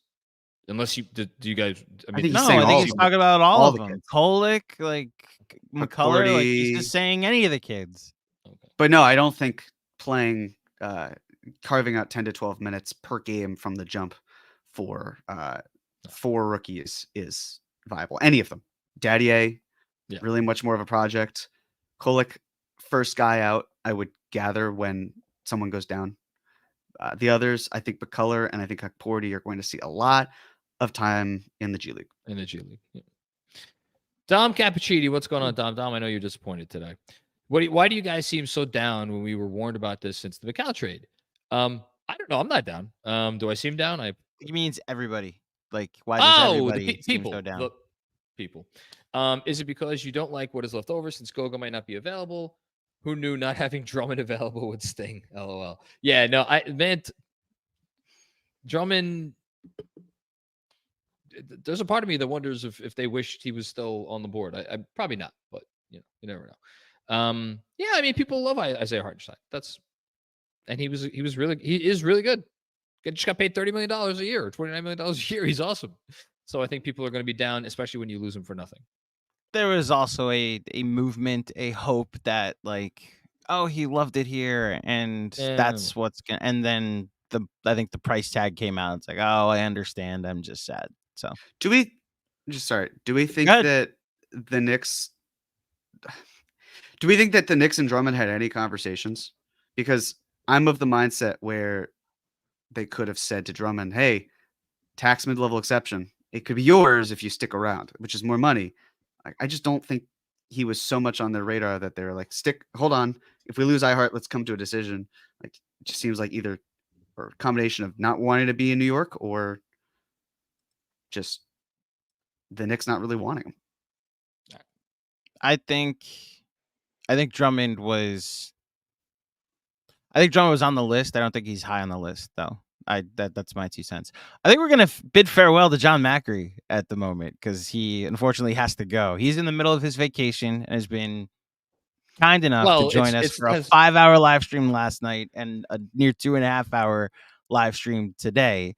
Has nothing to do with me being on vacation. It has to do with the fact that I have a small child that is apparently causing a ruckus, which needs my attention. So John needs to go be a daddy, eh? Any final words? Stay on for like a last super chat or anything? There are 15 more. You can leave, John. It's okay. This is what happens when Isaiah Hartenstein leaves. We get marathon live streams. It's okay. Have fun, guys. I will be back and ready if and when the Knicks sign a replacement for Isaiah Hartenstein or do something. But good talking to you both. Okay. Take care, John. Thanks, John. Later. A tradition unlike any other, Jeremy, is John underestimating how many super chats that we have left, which we appreciate all the generosity that people give every single time that through the years that we do one of these. We sincerely do. We will try to speed through. I know you also have a job to get back to, and I may or may not want to upload this into a multiple part podcast, which will inevitably become irrelevant when they signed Gogo Batadze this afternoon. So let's get through the next bunch. Reverend John Ortiz. Hi, John. Good to hear from you. My very good friend since high school. I, for one, don't want anyone named Cat near my team. GMAC knows, LOL. John, I'm not going to say what that inside joke is, but I'm surprised you put it out there to our very attentive watching audience of over 6,800 people still watching live. So appreciate you, buddy, for the generosity. He also asks, but thank you to John, Jeremy, Claudes, and the KFS and all KFS for the best content all year long. Love you guys. Love you too, buddy. Thank you, John. David Crockett with another one to me. Andrew, the Mets loss is on Keith. He said he'd pop the inflatable grimace and offense against the baseball gods. Apparently this happened on the broadcast of the game I was at, so I didn't hear it. And if Keith did that, and this is like the funny thing about, I don't know if this is like a baseball fans thing, but maybe it's also just a Mets fans thing. We attribute the winning to a McDonald's character and Pride Month and what's it called? Like a team meeting and a song by a journeyman infielder. What we don't attribute it to is like players playing well. And then we attribute the losing to I attended and like Pride Month ended and Keith Hernandez said something, not their bullpen stinks. So yes, David, I agree with you. Thank you for the contribution. Jeremy, you read this one. Busy. Let's sign Boogie Cousin. I love boogies. Great. Thanks for making me have to read that. I love boogies. I not doesn't have anything to offer. Like out of the league for years. I just don't see I'll pass on Boogie Cousins. John, you're back. I am back. It was a false alarm, so I'll finish. Okay. Finish what I started here. Welcome back. Criminal NY. Why is it so hard to believe Huck Porty can play significant minutes as a rookie, even though Lively did for the Mavs? Is it because of where he was selected? Yes. Yes. Yes. You nailed it. Yes. Mm-hmm. One was a lottery pick. And the other was pick in the draft. The other was Mr. Irrelevant for the NBA. Let me say this briefly. He's not playing this year, but I did find it interesting that Sam Vecini, who does excellent write-ups for The Athletic, was very specific before the draft that, like, look, this guy's probably not an NBA player, but if he is, it's going to be with a team that requires a very, very specific skill set for its centers. It's the skill set that the Knicks require of their centers, which is like, we need you to do these three things at a certain level and don't worry about anything else. He's that kind of guy. He still needs development in some areas, but worth noting. Also, if his end game is basically Jericho Sims, like for a third, fourth string center, that's passable. Yeah. Dom with another one. With the correct pivot and at least 60 games from OG and Mitch, I still see an avenue where they could find themselves back in the NBA top 5 conversation. I don't think they've left the NBA top 5 conversation.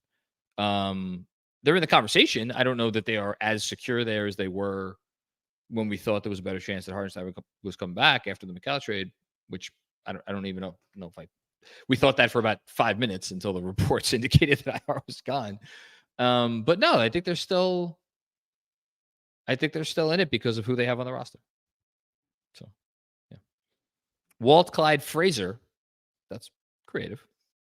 Given iHeart's and Precious's past green lights with 3s, on a scale of 1 to 10, how strong is the Knicks' desire for a true stretch 5? Is this the opportunity? I know what Jeremy's going to say. I'll just say I think the nice thing about Hartenstein was he gave you spacing while also giving you offensive rebounding.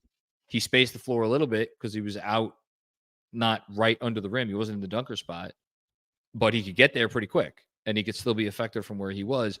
I don't know that they want 5s regularly behind the arc, but maybe that's a pivot they're willing to make. I'm going to go 1 because I can't go with 0. Like I just the green light for Precious was he took a 3 every now and then. He was a 26% shooter from beyond the arc. His frequency was low. Like it was, if he was shooting, it was because he was likely used as a 4, not as a 5. So I don't believe that there's any sort of switch up in terms of what the Knicks like. They're going to prioritize offensive rebounds. That's just their thing. Having a true stretch five doesn't help them do that. Manny Campos, what's going on, Manny? Mitch, Julius, Deuce, 4. Kessler, Laurie, and Sexton. Julius spun to Houston for picks to satisfy the Jazz. Add it to the Bridges trade, and no first apron solves all of our problems. JK, he's kidding. Appreciate you guys for all the coverage. Love KFS. Pitchforks That was down. that was the ultimate had us in the first half super chat. Thank you, Manny Campos. I was like, all right, this has started off nuts. All right, now there's creativity to it. He's thought out every angle. Oh, he's kidding. Thank you. That Manny, bravo. Bravo. Job well done. Job well done, Manny. Maybe the comment of the day. My response was going to be Kevin, give Manny his phone back, but this is even better. Well done, sir. Jessica with another one. Ford Theater is okay. Just skip Our American Cousin. So man. educate me. What's that? What does that mean? It's the It's what Lincoln was Play. watching. Oh, that's the play that was play. Oh, okay. I didn't know that. I just knew what happened at Sid Theater. What happened? I don't know. I gotta go rewatch the movie. NY Summertime. Thoughts The on American a Rob Cousin Williams? movie? Yes. Sorry, John. that. Thoughts on a Rob Williams trade or bring back Reggie Bullock? I'll take the last part first, just because there was a report on him a little while ago. There are some different teams that are interested in Reggie Bullock. The Knicks were not listed among those teams. And then we've talked about Rob Williams. I think the biggest thing is when is he going to be available to play games again? He suffered a serious injury last year. I think there's some reporting out there. If there isn't, there will be soon that he may not be ready to go until a couple of months into the season. They need reliability. One more thing is right now the Knicks, as we talked about, $5.8 million from the second apron. They'd have to. Like, how are they going to do it? How are they going to get Robert Williams? Okay, they do the sign and trade with Precious, gets them the second apron. Great. Well, what are they using to acquire Time Lord? What do they have? They can't use the non taxpayer mid-level exception because they'll be above the first apron. They don't have a TPE. They're taking in more money. So you're basically forcing the Knicks to trade Mitchell Robinson or DiVincenzo for him. Or you have to acquire kind of a ladder system, right? Bring in a salary and then trade out to get Robert Williams, but you're still taking in more money, which hard caps you the first apron, to get a player that acquiring would also still have you the first apron. So you have to move a player. Moving Mitch would be crazy. Moving Devo's not happening. I don't really see how this is occurring. Beloved of Faith, Daniel Tice is a CAA client. How do we feel? I actually just saw. So Fred just dropped a piece on what do the Knicks do now. He actually mentions Daniel Tice among his list of names to watch on the free agent market, along with Goga, Mo Wagner, Thomas Bryant, name we haven't talked about. He's a stretch-ish 5, and of course Mo Bamba, because Fred just doesn't like me. So yeah, I mean, again, we're at the point where if we're going out and we're signing someone on the free agent market like Daniel Tice, maybe not nuts. I think he helped the Clippers last year, so we'll see. I think the solution comes via trade if it's not Goga. And I understand why it wouldn't be Goga if the tax mid-level is too cheap for him. Yeah. Derek White officially extends this from Woj. 4 years, 125.